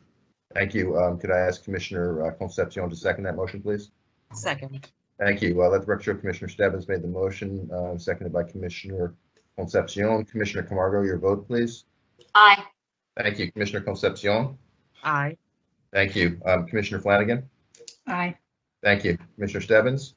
Aye. Thank you. Commissioner Hoffman. Aye. Let the record show the staff or the commission unanimously approved the staff recommendation to issue a provisional license to Calverde Naturals LLC MRN 283258, subject to the additional conditions requested by Commissioner Stebbins and Camargo.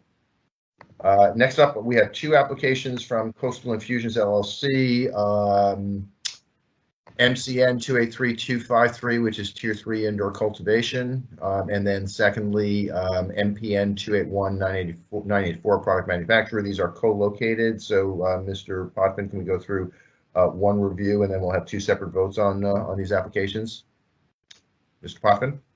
Thank you, Mr. Chairman. The applicant here is Coastal Infusions LLC. They're proposing to do business at 10 Fanaris Drive, located in Salisbury. They are seeking a Tier 3 indoor cultivation license as well as a product manufacturing license. Both applications received general review. The applicant did submit proof of an executed host community agreement as well as a community outreach meeting that was conducted. The commission did receive municipal responses for both operations stating that the applicant was in compliance with all local ordinances or bylaws. The applicant submitted a positive impact plan with the goals stated within the executive summary. There were no disclosures of any past events. Additionally, there were no suitability issues identified. The applicant, as part of their management and operations profile, did submit a proposed timeline to become operational, as well as their proposed hours of operation and all required summaries of plans, policies, and procedures that were determined to be substantially compliant with the commission's regulations. The applicant did submit a diversity plan with the 2 stated goals. As they are applying for both a cultivation and product manufacturing license, they did submit a cultivation plan, as well as a list of products that they plan on producing. Therefore, commission staff do recommend the issuance of 2 provisional licenses subject to the conditions before you. Thank you very much, Mr. Potvin. I'm aware of a request for an additional condition from Commissioner Flanagan. Commissioner Flanagan, this applies, I presume, to both of these applications. Is that correct? Yes, Mr. Chairman. Thank you. The proposed condition from Commissioner Flanagan is resubmit positive impact plan to include more than hiring. Are there any other questions or comments or requests for additional conditions on these 2 license applications? Mr. Chairman, I'd like to make a Yes. comment if I could. Please, go ahead, Commissioner Flanagan. The positive impact plan that was submitted by this applicant, while it says it establishes a career fair program, literally is nothing but hiring. And I think it's important that we understand that hiring is part of the diversity plan. And so to have this as the only piece of the positive impact plan is not something that I'm willing to accept. And I think that this applicant needs to really go back and figure out how they want to best impact the community or the cohorts that they've designated. Specifically, I'm concerned with the fact that they consider success to be recommending people to other companies. Everyone's looking to hire people in this industry. That's the whole premise of why we're creating another industry. So I really have concerns going forward. Thank you, but you're okay with just the one proposed additional condition that you requested? Yes. Thank you. Thank you for those comments. Are there other questions or comments or requests for additional conditions on this application, or these two applications, excuse me? Okay, then I'd like to ask for a motion, please, to approve the staff recommendation to issue a provisional license to Coastal Infusions LLC, MCN 283253, subject to the additional condition requested by Commissioner Flanagan. Commissioner Flanagan, could I have such a motion, please? So moved. Thank you. Commissioner Stebbins, would you second that motion, please? Second. Thank you. Let the record show Commissioner Flanagan made the motion to approve, seconded by Commissioner Stebbins. Commissioner Camargo, your vote, please. Aye. Thank you. Commissioner Concepcion. Aye. Thank you. Commissioner Flanagan. Aye. Thank you. Commissioner Stebbins. Aye. Thank you. Commissioner Hoffman, aye. Let the record show that the commission unanimously approved the staff recommendation to issue a provisional license to Coastal Infusions LLC, MCN 283253, subject to the additional condition requested by Commissioner Flanagan. I'd next like to ask for a motion to approve the staff recommendation to issue a provisional license to Coastal Infusions LLC, MPN 281984, subject to the additional condition requested by Commissioner Flanagan. Commissioner Stebbins, would you make such a motion, please? So moved. Thank you. Commissioner Flanagan, would you second that motion, please? Commissioner Flanagan? Her mouse Sorry, is muted. Second. Oh, thank you. Okay. Let the record show Commissioner Stebbins made the motion, seconded by Commissioner Flanagan. Commissioner Camargo, your vote. aye. Thank you. Commissioner Concepcion. Aye. Thank you. Commissioner Flanagan. Aye. Thank you. Commissioner Stebbins. Aye. Thank you. Commissioner Hoffman. Let the record show the commission unanimously approved the staff recommendation to issue a provisional license to Coastal Infusions LLC, MPN 281984, subject to the additional condition requested by Commissioner Flanagan. Next up, Mr. Potvin, we have Elevated Cultivation Company LLC, MCN 282873, which is Tier 3 indoor cultivation, and I believe this was expedited as a minority-owned business, correct? That is correct, Mr. Chairman. Thank you. Please go ahead. Thank you. The applicant here is Elevated Cultivation Company LLC. They're proposing to do business at 44 William C. Gould Jr. Way, Unit C, located in Kingston. They're seeking a Tier 3 indoor cultivation license. As you stated, Mr. Chairman, they did receive expedited review as they are a minority-owned business. The applicant did submit proof of an executed host community agreement, as well as a community outreach meeting that was conducted. The commission did send a municipal notice to the town of Kingston on October 10th. To date, the commission has not received a response. The applicant did submit a positive impact plan, which includes the 3 goals submitted within the executive summary. There were no disclosures of any past civil or criminal actions. Additionally, there were no concerns that arose from the background checks on the individuals or entities associated with this application. As part of their management and operations profile, they did submit a proposed timeline to become operational, as well as their proposed hours of operation and the required summaries of their plans, policies, and procedures, which were all found to be substantially compliant with the commission's regulations. The applicant did submit a diversity plan with the 3 stated goals within the executive summary, and as they are seeking a cultivation license, they did submit a summary of their cultivation plan. Therefore, commission staff do recommend the issuance of a provisional license subject to the conditions before you. Thank you very much, Mr. Potvin. Commissioner Flanagan has requested an additional condition on this license application, specifically clarification on how a donation to the Crohn's and Colitis Foundation will directly impact specified cohorts. Are there any other questions, concerns, or requests for additional conditions on this application?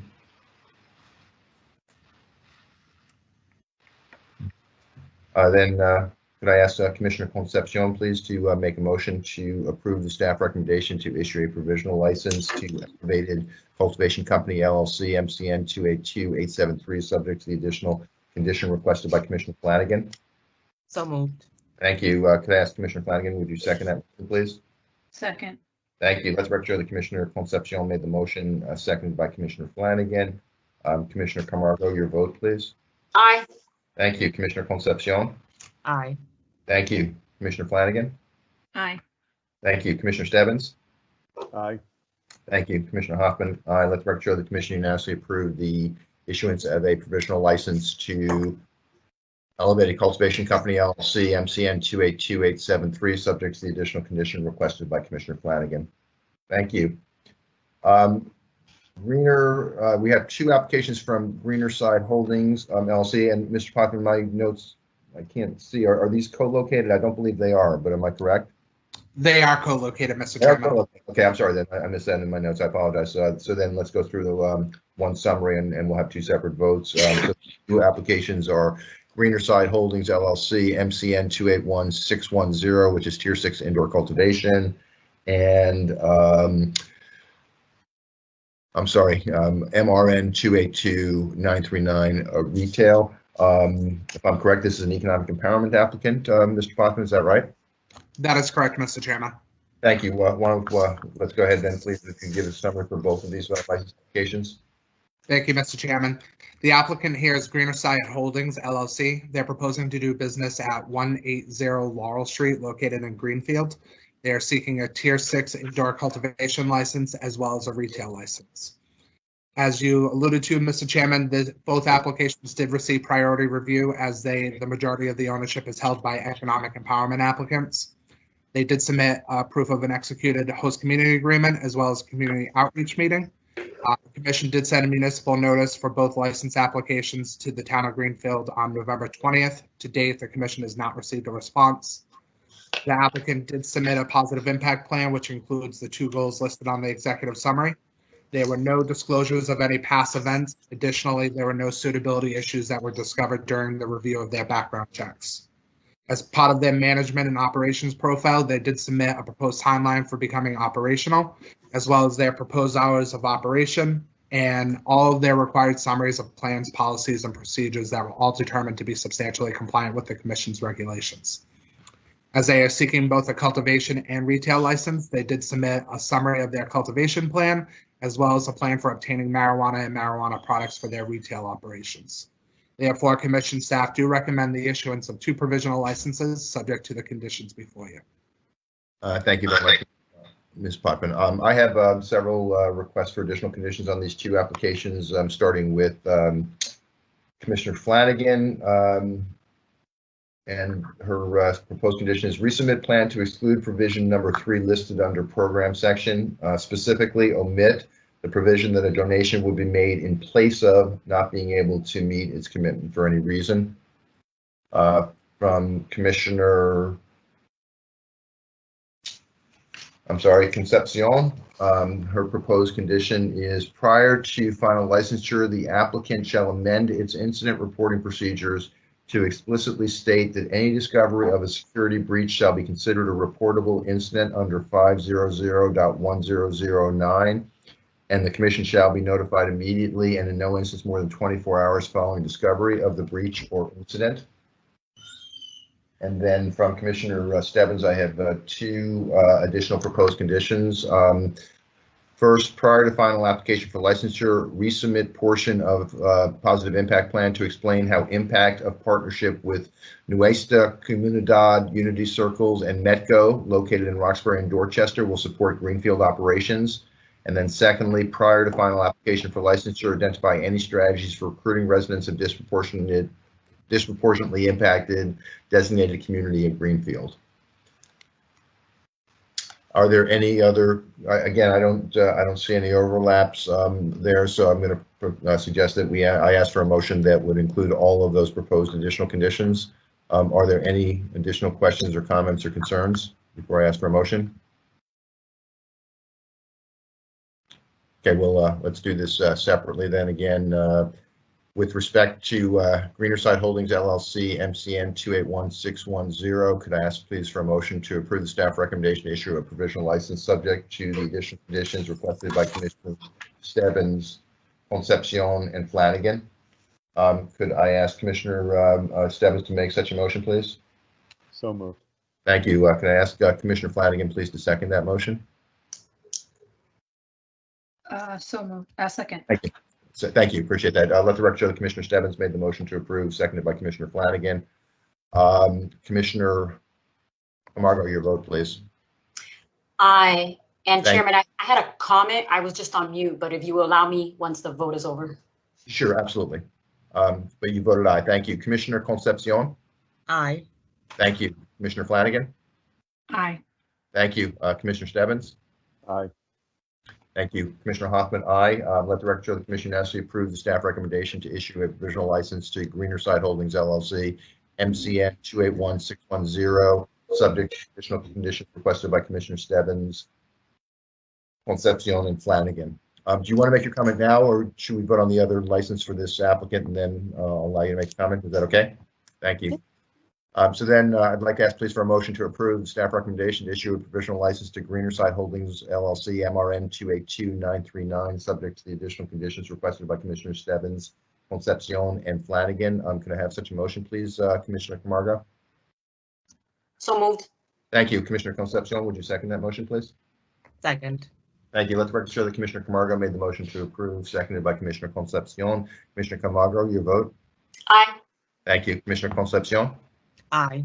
Thank you. Commissioner Flanagan? Aye. Thank you. Commissioner Stebbins? Aye.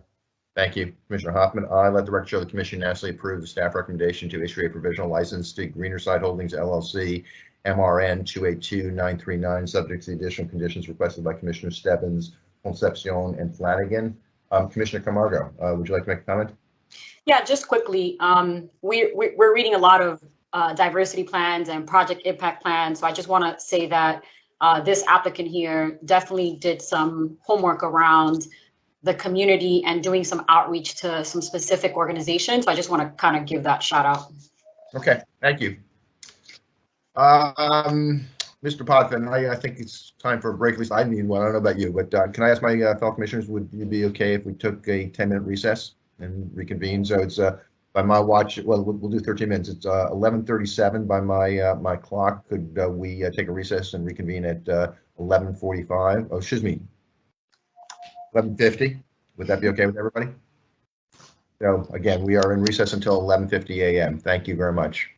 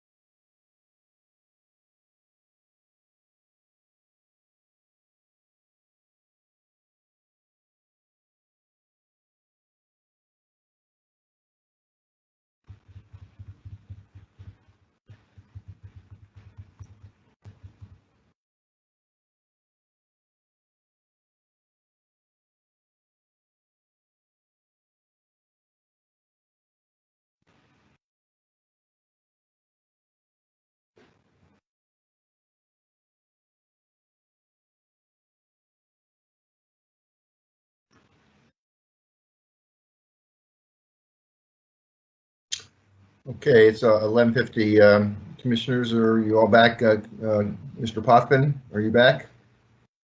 Yes, sir. Okay, then we are back in session at 11:50 a.m. Thank you. Hope everybody took advantage of that break to clear our minds and keep going. If I'm correct, Mr. Pothman, we are up to Greenfield Greenery. Is that correct? That is correct, Mr. Chairman. Okay, the next license application for consideration then is Greenfield Greenery LLC, MCN 283117, Tier 11 outdoor cultivation, which was prioritized based upon license type. Mr. Pothman? Thank you, Mr. Chairman. The applicant here is Greenfield Greenery LLC. They're proposing to do business at 493 Layden Road, located in Greenfield. They are seeking a Tier 11 outdoor cultivation license. They did, in fact, get expedited review as they are applying for an outdoor cultivation license. The applicant did submit proof of an executed host community agreement, as well as a community outreach meeting. The commission did send a municipal notice to the town of Greenfield on December 3rd. To date, the commission has not received a response. As part of their application, the applicant did submit a positive impact plan with the 3 goals listed on the executive summary. There were disclosures of past events. However, none of those disclosures raised suitability issues. As part of their management and operations profile, they did submit a proposed timeline for becoming operational, as well as their proposed hours of operation and all their required summaries of plans, policies, and procedures. The applicant did submit a diversity plan with the 4 listed goals on the executive summary. And as they are applying for a cultivation license, they did submit a summary of their cultivation plan. Therefore, commission staff do recommend the issuance of a provisional license subject to the conditions before you. Thank you very much, Mr. Pothman. I am not aware of any requests for additional conditions on this license, but are there questions, comments, or additional conditions requested on this license before I ask for a motion?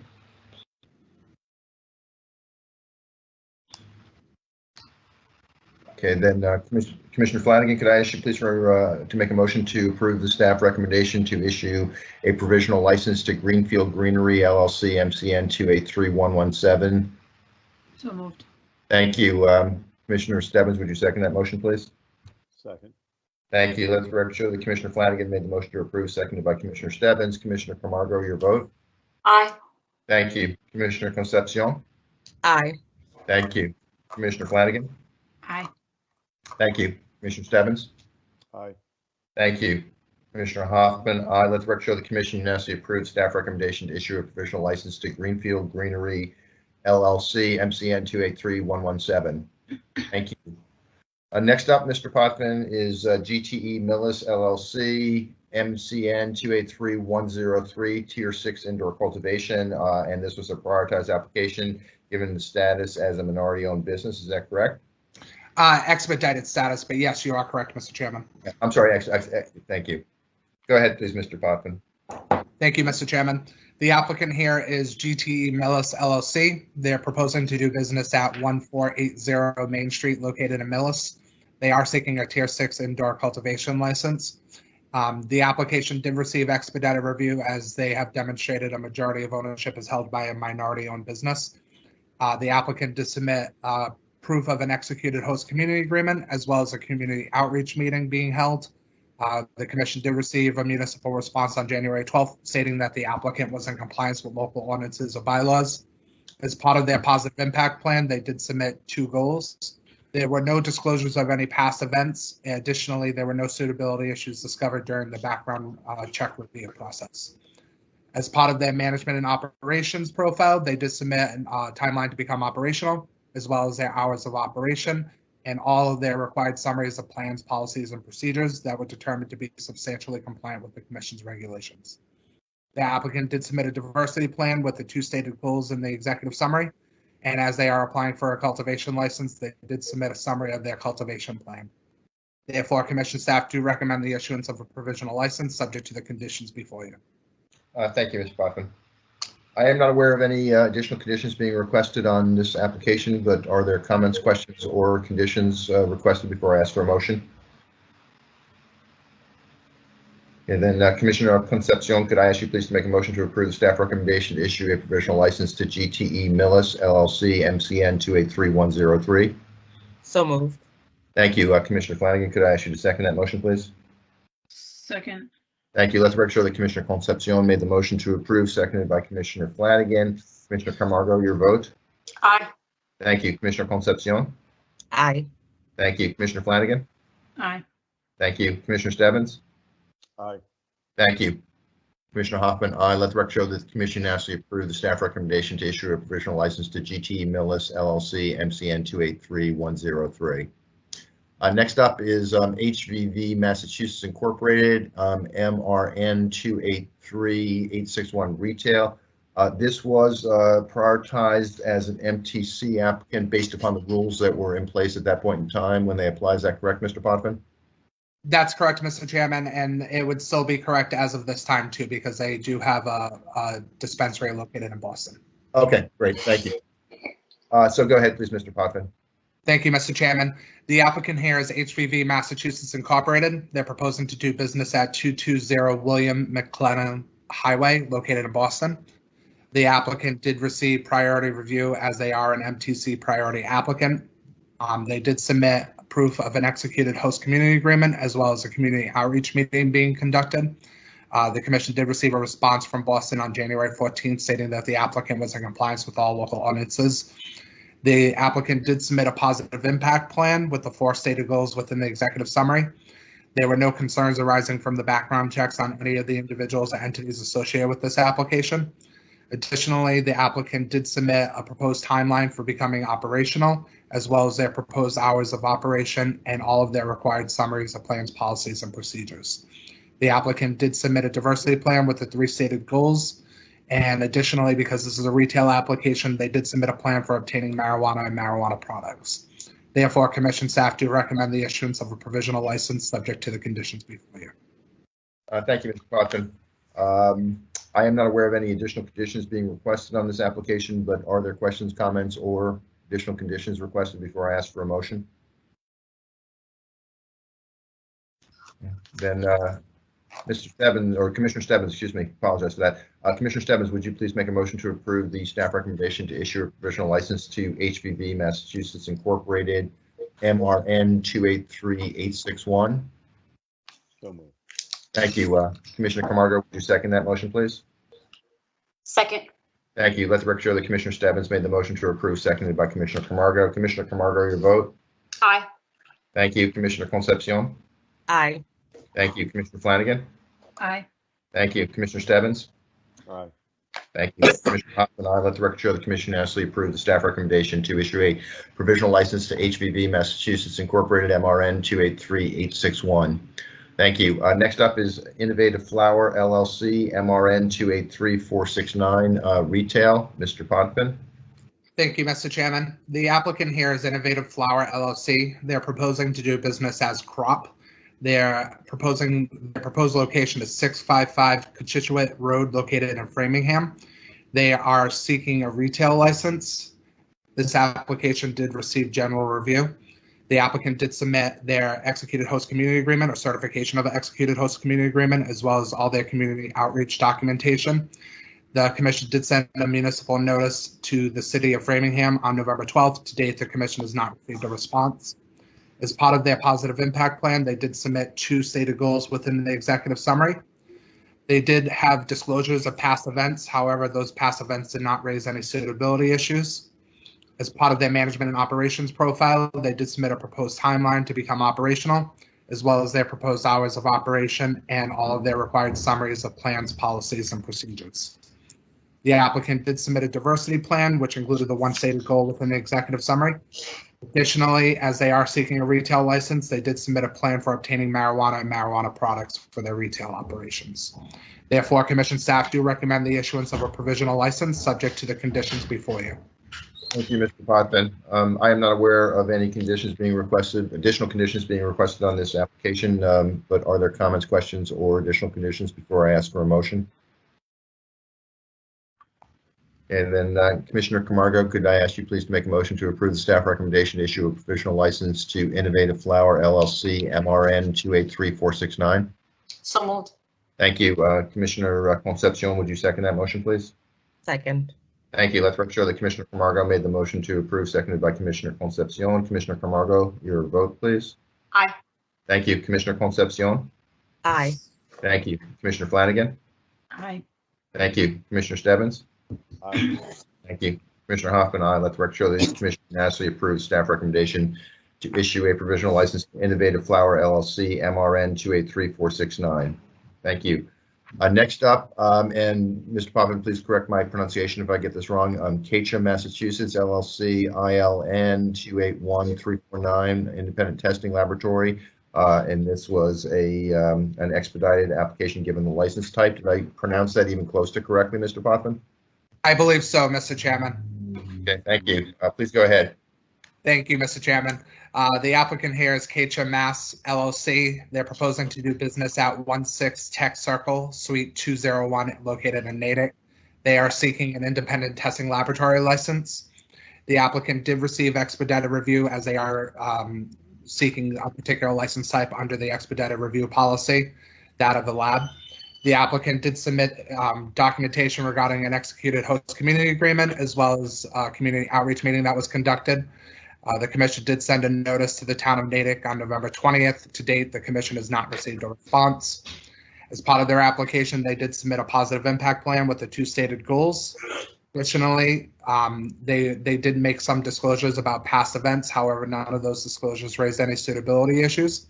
As part of their management and operations profile section, they did submit a proposed timeline for becoming operational, as well as their proposed hours of operation and the required summaries of all their plans, policies, and procedures. Additionally, they did submit a diversity plan with the 2 stated goals within the executive summary. And finally, as a condition that was just recently modified in the newly promulgated regulations, they have not been ISO certified as of yet, and that will be required and verified prior to recommendation for final licensure. Therefore, commission staff do recommend the issuance of a provisional license subject to the conditions before you. Thank you very much, and thank you for that clarification, Mr. Potvin. I have several requests for additional conditions on this application from Commissioners Flanagan, Stebbins, and Camargo. Starting with Commissioner Flanagan, her request for additional condition is clarification on how a donation to Cultivate Ed will directly impact the specified cohort. From Commissioner Camargo, cohort will the donation to Cultivate Ed benefit? And then from Commissioner Stebbins, here we go. I'm sorry. Prior to final application for licensure, identify how contribution to Cultivate Ed may assist Ketchum Mass LLC operations. So again, I think we've got some overlap there between those 3 request conditions. Commissioners Flanagan, Camargo, and Stebbins. It seems like Commissioner Flanagan and Commissioner Camargo have pretty much exactly the same. Is that correct? Is that your understanding as well? Commissioner Flanagan, are you okay with choosing one or the other? You can put Commissioner Camargo, that's fine. Okay, thank you. And then your Commissioner Stebbins, you're slightly different, but I think that we should probably keep that one as well as the requested condition from Commissioner Camargo. Is that all right, Commissioner Stebbins? I agree. Okay, great. Then are there any other comments or questions or requests for additional conditions on this application? Okay, then could I ask Commissioner Flanagan, would you make a motion, please, to approve the staff recommendation to issue a provisional license to Ketchum, Massachusetts LLC, ILN 281349, subject to additional conditions requested by Commissioner Stebbins and Camargo? Can I have such a motion, please?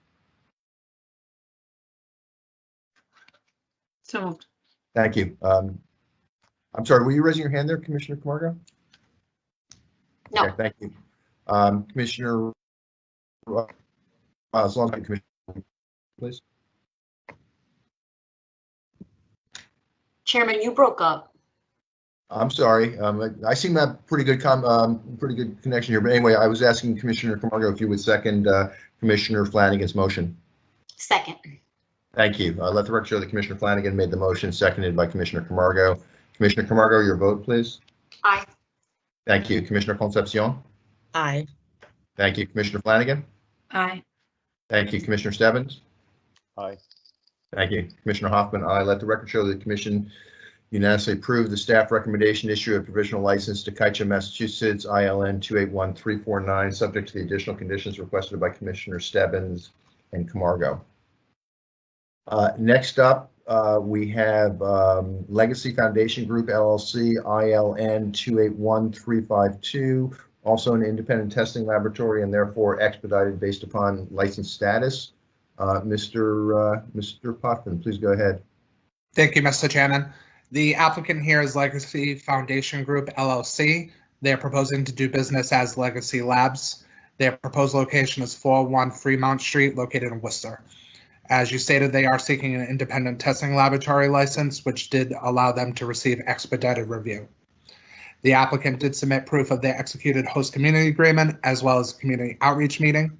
The commission did receive a response from the municipality on January 12th stating that the applicant was in compliance with all local ordinances or bylaws. The applicant did submit a positive impact plan with a stated goal within the executive summary. As part of their suitability review, there were no disclosures of past acts, and there were also no concerns arising from the background checks on any of the individuals or entities associated with this application. As part of their management and operations profile, they did submit a proposed timeline, as well as their proposed hours of operation and all their required summaries of plans, policies, and procedures. Additionally, they did submit a diversity plan with a stated goal within the executive summary. And similarly to the previous applicant, they are not ISO certified as of yet, but the applicant will be required to obtain this accreditation prior to final licensure, which will be verified by staff pursuant to the newly promulgated regulations. Therefore, commission staff do recommend the issuance of a provisional license subject to the conditions before you. Thank you very much, Mr. Potvin. I have additional conditions requested by Commissioner Stebbins and Camargo on this application from Commissioner Stebbins. Prior to final application for licensure, identify any hiring goals for veterans, disabled residents, and LGBTQ residents. From Commissioner Camargo with respect to the positive impact plan. When does the mentoring start? Add details. And again, the suggestion that it could benefit the mentee to start early and not wait for this company to start operations. Are there other conditions or requests for, concerns or questions, as well as any additional conditions requested on this application?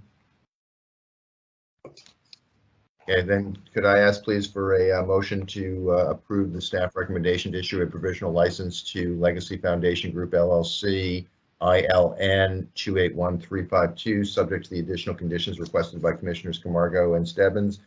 Commissioner Stebbins, would you make such a motion, please? So moved. Thank you. Commissioner Flanagan, would you second that motion, please? Second. Thank you. Let's record show that Commissioner Stebbins made the motion to approve, seconded by Commissioner Flanagan. Commissioner Camargo, your vote? Aye. Thank you. Commissioner Concepcion? Aye. Thank you. Commissioner Flanagan? Aye. Thank you. Commissioner Stebbins? Aye. Thank you. Commissioner Hoffman, aye. Let the record show the commission unanimously approved the staff recommendation to issue a provisional license to Legacy Foundation Group LLC, ILN 281352, subject to the additional conditions requested by Commissioners Stebbins and Camargo. Next up, New England Regional Dispensary LLC, MCN 282775, which is Tier 3 indoor cultivation. Mr. Potvin. Thank you, Mr. Chairman. The applicant here is New England Regional Dispensary LLC. Their proposed location is 34 Cross Road, located in Clarksburg. They are seeking a Tier 3 indoor cultivation license. This application did receive general review. The applicant did submit proof of an executed host community agreement, as well as documentation regarding their community outreach meeting. The commission did receive a municipal response on December 11th, stating that the applicant was in compliance with all local ordinances and bylaws. The applicant did submit a positive impact plan with the three stated goals in the executive summary. Part of their suitability review, there were no disclosures of any past acts. Additionally, there were no concerns arising from the background checks. The applicant did submit a proposed timeline, as well as their proposed hours of operation and all summaries of plans, policies, and procedures as part of their management and operations profile. The applicant did submit a diversity plan with the one stated goal within the executive summary. Lastly, as they are applying for a cultivation license, they did submit a summary of their cultivation plan. Therefore, commission staff do recommend the issuance of a provisional license subject to the conditions before you. Thank you very much, Mr. Potvin. I have a request for an additional condition from Commissioner Stebbins, specifically prior to final application for licensure, identify any hiring goals for veterans, individuals with disabilities, and LGBTQ residents. Are there other questions, concerns, or requests for additional conditions on this license?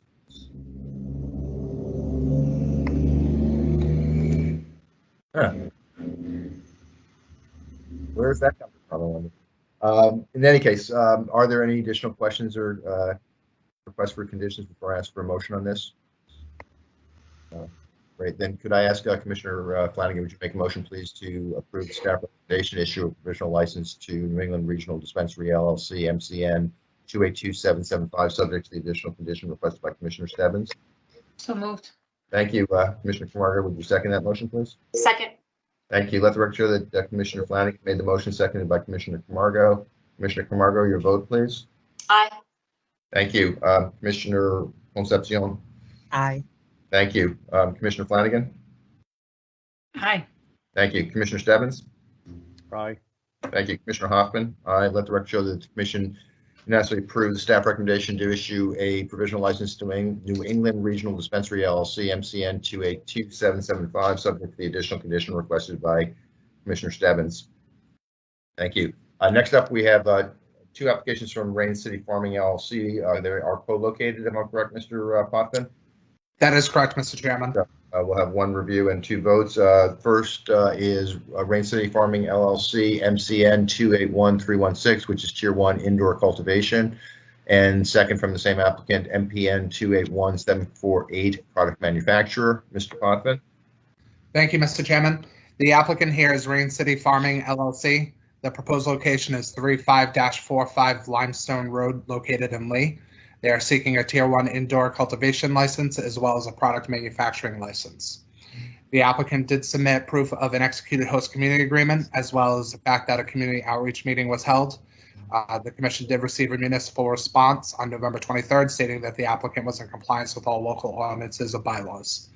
As part of their application, they did submit a positive impact plan with the 3 stated goals within the executive summary. As part of the suitability review, background checks were performed on all the individuals and entities, and no concerns or issues arose from those reviews. As part of the management and operations profile section, they did submit a proposed timeline for becoming operational, as well as their proposed hours of operation, and all of their required summaries of plans, policies, and procedures that were found to be substantially compliant with the Commission's regulations. The applicant additionally did submit a diversity plan with the 2 stated goals.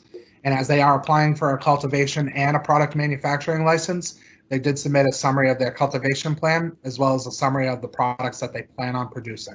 Therefore, Commission staff do recommend the issuance of 2 provisional licenses subject to the conditions before you. Thank you, Mr. Potvin. I have a request for 2 conditions from Commissioner Camargo. First is with respect to the positive impact plan, identify equity program partner and include in updates. And the second with respect to the diversity plan goal 2, include measurements and outcomes on how this will be tracked and put in place to be achievable. Do I have are there any other questions, comments, or requests for additional conditions on these 2 applications? And Commissioner Camargo, I'm sorry, but those conditions would apply to both of these applications. Is that correct? Correct. Thank you. Any other questions, comments, or requests for additional conditions? Okay, then I'd like to ask please for a motion to approve the staff recommendation to issue a provisional license to Rain City Farming LLC, MCN 281316, subject to the additional condition requested by Commissioner Camargo. Commissioner Stebbins, could I have such a motion, please? So moved. Thank you. Commissioner Flanagan, could I have a second, please? Second. Thank you. Let the record show that Commissioner Stebbins made the motion to approve, seconded by Commissioner Flanagan. Commissioner Camargo, your vote, please. Aye. Thank you. Commissioner Concepcion. Aye. Thank you. Commissioner Flanagan. Aye. Thank you. Commissioner Stebbins. Aye. Thank you. Commissioner Hoffman. Aye. Let the record show that the commission unanimously approved staff recommendation to issue a provisional license to Rain City Farming LLC, MCN 281316, subject to the additional conditions requested by Commissioner Camargo. Next up, Rain City Farming LLC, MPN 281748. I'd like to ask for a motion, please, to approve the staff recommendation to issue a provisional license subject to the additional conditions requested by Commissioner Camargo. Could I have such a motion, please, Commissioner Concepcion?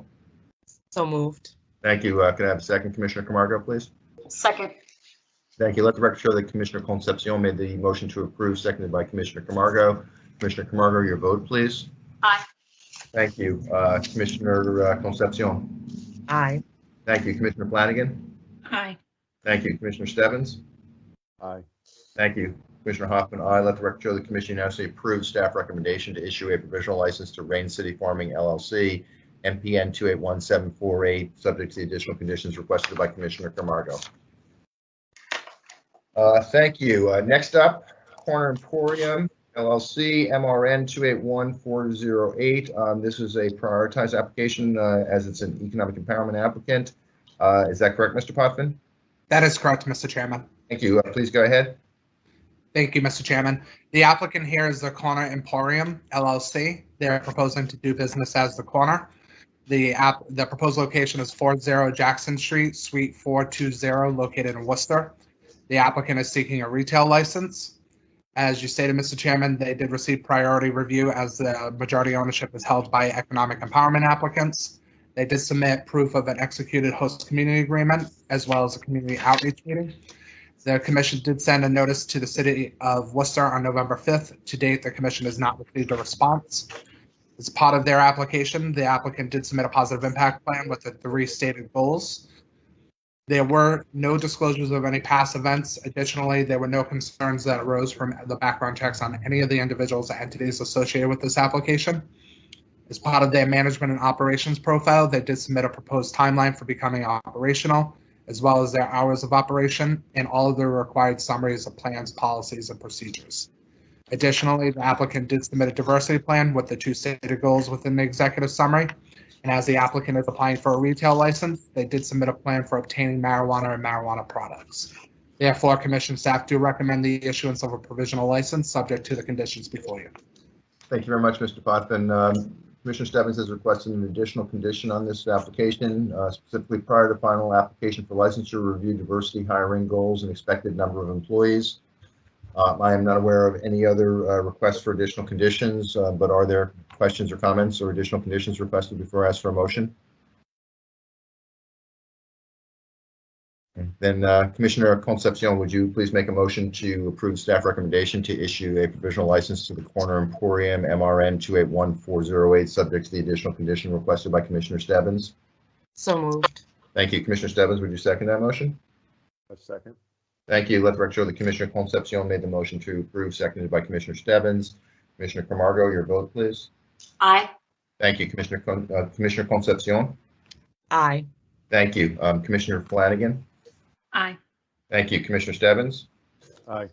Thank you. Commissioner Hoffman, aye. Let the record show the commission unanimously approves staff recommendation to issue a provisional license to the Corner Emporium LLC, MRN 281408, subject to the additional condition requested by Commissioner Stebbins. Next up, Mr. Potvin, is the Harvest Club LLC, MCN 283130, Tier 5 Indoor Cultivation. Please go ahead, Mr. Potvin. Thank you, Mr. Chairman. The applicant here is the Harvest Club LLC. The proposed location is 2 and 3 Monarch Drive, located in Littleton. They are seeking a Tier 5 indoor cultivation license. The applicant did receive general review. The applicant did submit proof of an executed host community agreement, as well as the fact that a community outreach meeting was conducted. The commission did send a notice to the town of Littleton on November 20th. To date, the commission has not received a response. As part of their application, the applicant did submit a positive impact plan with the 2 stated goals. Additionally, as part of the suitability review, background checks were performed and no suitability issues were discovered. As part of their management and operations profile, they did submit a proposed timeline for becoming operational, as well as their proposed hours of operation and their required summaries of plans, policies, and procedures. Additionally, the applicant did submit a diversity plan with the 2 stated goals within the executive summary. And lastly, as they are applying for a cultivation license, they did submit a summary of their cultivation plan. Therefore, commission staff do recommend the issuance of a provisional license subject to the conditions before you. Thank you very much, Mr. Potvin. I have a request for an additional condition or 2 conditions on this license from Commissioner Stebbins. First, provide any strategy for outreach to residents of disproportionate impact designated community of Lowell. Second, prior to final application for licensure, provide hiring goals for minorities and LGBTQ residents. Are there any other questions, comments, or requests for additional conditions on this application? Could I ask Commissioner Flanagan, would you please make a motion to approve staff recommendation to issue a provisional license to Harvest Club LLC, MCN 2833130, subject to the additional conditions requested by Commissioner Stebbins? So moved. Thank you. And could I get a second, please, Commissioner Camargo? Second. Thank you. Let the record show that Commissioner Flanagan made the motion to approve, seconded by Commissioner Camargo. Commissioner Camargo, your vote, please. Aye. Thank you. Commissioner Concepcion. Aye. Thank you. Commissioner Flanagan. Aye. Thank you. Commissioner Stebbins. Aye. Thank you. Commissioner Hoffman, I let the record show the commission unanimously approved staff recommendation to issue a provisional license. Matt, I am no longer seeing these slides, and it's really hard for me to keep track of this without the slides. Can you straighten that out for us, please? Thank you. Thank you very much, Matt. Much as I'd like to see the faces of my fellow commissioners. Let the record show the commission unanimously approve the staff recommendation to issue a provisional license to the Harvest Club LLC, MCN 2833130, subject to the additional conditions requested by Commissioner Stebbins. Thank you. Last, at least on this list, Mr. Potvin is In Good Health Incorporated, RMDA 3305, which is a medical marijuana treatment center. Mr. Potvin. Thank you, Mr. Chairman. The applicant here is In Good Health Incorporated. The proposed location for their cultivation and product manufacturing operations is 1200 West Chestnut Street, located in Brockton. The proposed location for their dispensary is 449 Route 130, located in Sandwich. As a note, their cultivation and product manufacturing operation that is associated with this application is already operational under another medical marijuana treatment center license. But as required, medical marijuana treatment centers must be vertically integrated. The applicant did submit proof of an executed host community agreement. The applicant also did conduct a community outreach meeting. The commission did receive a municipal response from the town of Sandwich on January 5th, stating that the applicant was in compliance with all local ordinances and bylaws. Additionally, the applicant did submit a positive impact plan with the 3 stated goals within the executive summary. As part of their suitability review, there were disclosures that were made. However, none of the disclosures raised any suitability issues. As part of their management and operations profile, they did submit their proposed timeline for becoming operational, as well as their proposed hours of operation, and all of their required summaries of plans, policies, and procedures. The applicant did submit a diversity plan with the 2 stated goals within the executive summary. And as this is a vertically integrated license, they did submit a summary of their cultivation plan, a list of products that they plan on producing, and therefore commission staff do recommend the issuance of a provisional license subject to the conditions before you. Thank you very much, Mr. Potvin. I have a request for an additional condition from Commissioner Concepcion. Prior to final licensure, the applicant shall amend its security plan to state that the appropriate law enforcement authorities and the commission shall be notified of any breach of security or other reportable incident defined in 500.110 section 9 immediately and in no instance more than 24 hours following the discovery of the breach or incident. Now, Mr. Chair. Yes, go ahead, Commissioner Concepcion. I would like to amend that citation Sure. from 500 to 501.110 section 9.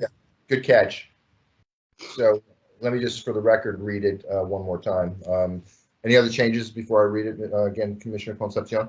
No, that's fine. Okay, thanks. So the proposed condition from Commissioner Concepcion will now read: prior to final licensure, the applicant shall amend its security plan to state that the appropriate law enforcement authorities and the commission shall be notified of any breach of security or other reportable incident defined in 501.110 section 9 immediately and in no instance more than 24 hours following discovery of the breach or incident. Thank you. Before I ask for a motion, are there questions, concerns, or other proposed conditions on this application? Great. Then could I ask Commissioner Concepcion, would you please make a motion to approve the staff recommendation to issue a provisional license to In Good Health Incorporated RMDA 3305, subject to the additional condition requested by Commissioner Concepcion? So moved. Thank you. Commissioner Stebbins, would you second that motion, please? Second. Thank you. Let the record show that Commissioner Concepcion made the motion to approve, seconded by Commissioner Stebbins. Commissioner Camargo, your vote, please. Aye. Thank you. Commissioner Concepcion? Aye. Thank you. Commissioner Flanagan? Aye. Thank you. Commissioner Stebbins? Aye. Thank you. Commissioner Hoffman, aye. Let the record show the commission unanimously approved staff recommendation to issue a provisional license to In Good Health Incorporated RMDA 3305, subject to the additional condition requested by Commissioner Concepcion. Mr. Pothman, do we have any more provisional licenses or any other license types at this point in time? Not at this time, Mr. Chairman. Okay, well, thank you. Before we move on, I know Commissioner Camargo would like to make a comment, but before I turn the floor to her, I just wanted to once again thank you, the entire licensing and enforcement staff for, I know the amazing amount of work that go into preparing for these meetings and for doing the review of the application. So thank you and thank your staff for that. Really appreciate it.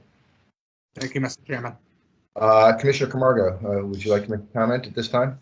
Yeah, thank you. It's just a quick update. I know that former Commissioner Title and Commissioner Flanagan had been working on revising the guidance on diversity plans. So I just want to let folks know that we are still working on that. We will be hopefully having it up at the April meeting for discussion. And myself and Commissioner Stebbins have now taken it on, and we have pulled together a team of experts internally that includes Kyle and Rebecca and Suko and Tisa and Andrew, who will be helping us in making sure that we can get some new guidelines, well, not new, but some guidelines in the documentation to help applicants really work through their diversity plans. Because after now reading some of them twice, now this being our second meeting, we could see where we can be a little helpful with some more guidance. So more to come on that. Okay, thank you very much, Commissioner Camargo. Thank you and Commissioner Stebbins for your work on this, and Commissioner Flanagan, who I know has been involved from day one on this. Thank you all. I think we are done with licensing. So Matt, if we could have the agenda up again, please. I think we have one more topic for discussion today. We have a slide here. Okay, there we go. Thank you very much, Matt. So the topic here is executive director goals. Just to get everybody on the same page here, this has been a topic that we've discussed at the last couple of meetings. We did have a set of goals in place for the executive director last year, and this is an update to that process. I think it's important to reiterate 2 points that have come up constantly when we've talked about this. One is this is not the only set of things the executive director needs to focus on. Obviously, the operation of the agency on a day-to-day basis is clearly the critical part of his job. But I think this is important, not because it's the only thing that the executive director is responsible for, but his intent, should we approve these goals, is to cascade them down to his direct reports and then to each of their departments to ensure that the individual goals that everybody in the agency is working on are consistent with the overall goals of the, excuse me for a second, I'm just going to close the window.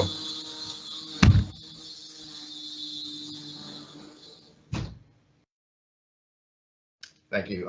So I just wanted to give that context. We did go through this at our last meeting, and at that last meeting, I think we had a debate or a discussion about one of the goals specifically with respect to the social equity program. Commissioner Stebbins proposed some language to address some of the concerns that were raised. And additionally, we agreed to put off the final discussion and vote on goals to this month to give Commissioner Concepcion a chance to kind of get up to speed and participate in this important dialogue. So that's why it's on the agenda today. My goal is to have a quick but complete discussion and to ask for a motion to approve and a vote to approve.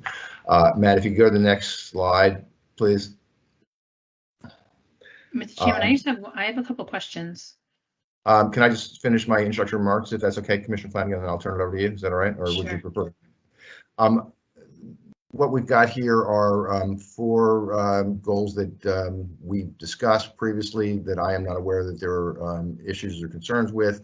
And that, again, I probably should have said in my introductory comment, these goals were developed by Sean and I collaboratively. I won't put words in Sean's mouth, but you know, as was the case last year, he's, you know, people are more than happy or more than able, if they'd like to, ask Sean's perspective on this, but these were collaborative goals, not imposed on Sean, but done with collaborative discussion between he and myself. So no change to these first 4.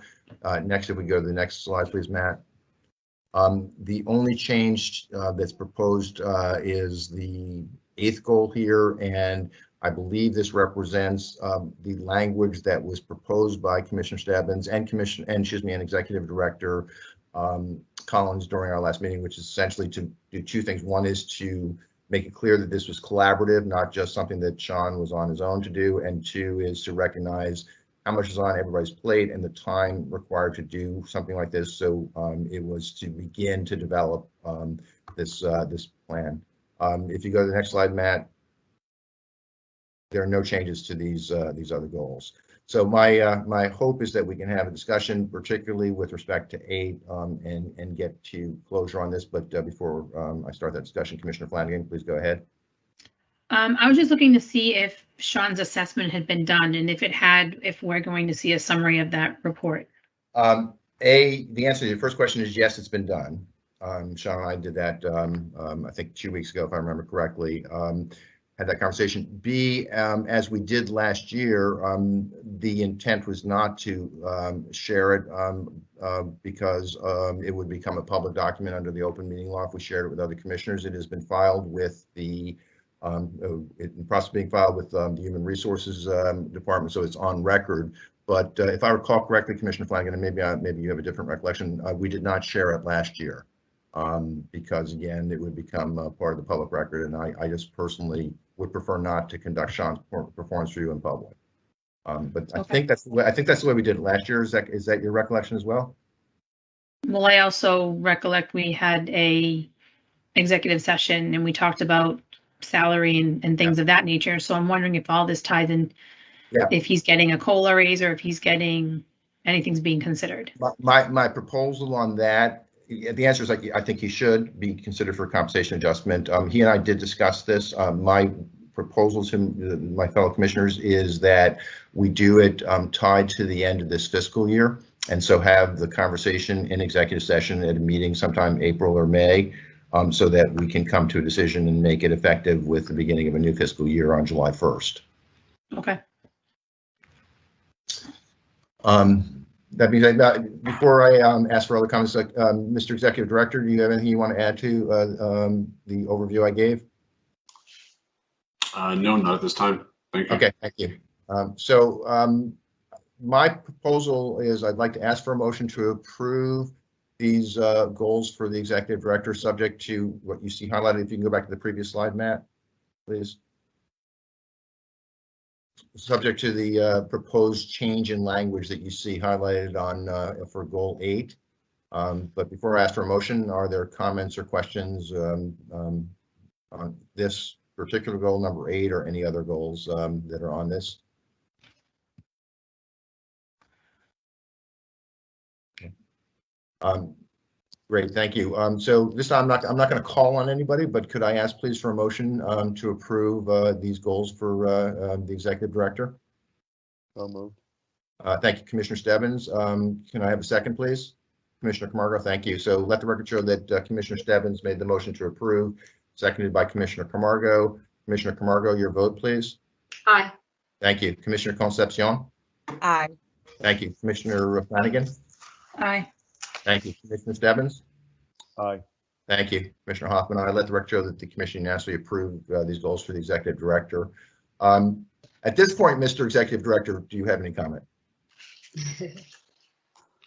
Well, thank you, first and foremost. I think with your permission, I'd like to talk a bit about implementation here and what that looks like. Sure, please go ahead. So obviously these are goals that are for me as the executive director, but you understand, as I want to ensure the public understands, these are really agency-wide goals that our staff is now, through me and alongside me as well as yourselves, going to work to implement as quickly, as thoroughly, and as efficiently as possible. But they do represent agency-wide elements. So for me to be successful in achieving these, I'm going to need the help of our staff. I'm confident we'll get it. But these now become, I will cascade these goals to our staff through our performance management process, which was also one of my previous goals. Where our success has been realized, it's really because of that team effort. I intend to continue striving toward that. These are aggressive as well. And so I think I want to be reasonable in our expectations. I will work as I have in the past, as much as I can, as hard as I can to attain them. I realize that they're important to not just us, but external folks as well. And I think the reputation of our agency really depends on our success here. So we take that seriously. We will work as hard as possible to implement these. And I appreciate your help and patience in that process. But Mr. Chairman, as you also indicated, this is a sample of what we do on a day-to-day basis as well. So I appreciate this direction, and we'll continue as we do every day to try to hit these high marks. Thank you very much, Mr. Executive Director, and I appreciate everything you just said. And just let me add to that you have my complete personal commitment to collaborate with you and whomever else on the staff to help attain any and all of these goals. And I'm sure I can speak for my fellow commissioners on that behalf as well. Okay, before I go through upcoming meeting dates and ask for a vote to adjourn, are there any other topics or any comments that my fellow commissioners would wish to make at this point in time? I don't think we can add new topics, but if there are closing comments from any of my fellow commissioners, then Matt, could you put up the meeting date slide? So our next meeting is March 11th. It will be another Microsoft Teams meeting, remote, starting at 10 a.m. and we'll go through the normal process of posting an agenda at least 48 business hours ahead of that meeting. If you go to the next slide, Matt, again, I really want to just make sure people understand this is a tentative schedule, just so people put on their calendars. But as we get close to the dates, there's a chance that one or more of them might change. But right now, this is a schedule, a proposed schedule for our public meetings for the remainder of the year, starting with the meeting, as I just mentioned, on March 11th. There being no further business before the commission, I'd like to ask for a motion to adjourn. Could I have such a motion, please? So moved. Thank you. Could I have a second, please? Second. Was that Commissioner Camargo? Yes.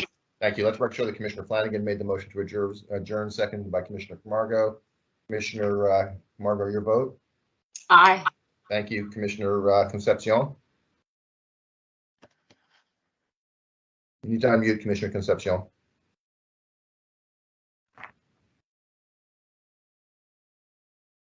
I'll come back to you. Commissioner Flanagan? Hi. Yay. Yeah. Commissioner Stebbins? Aye. Commissioner Concepcion?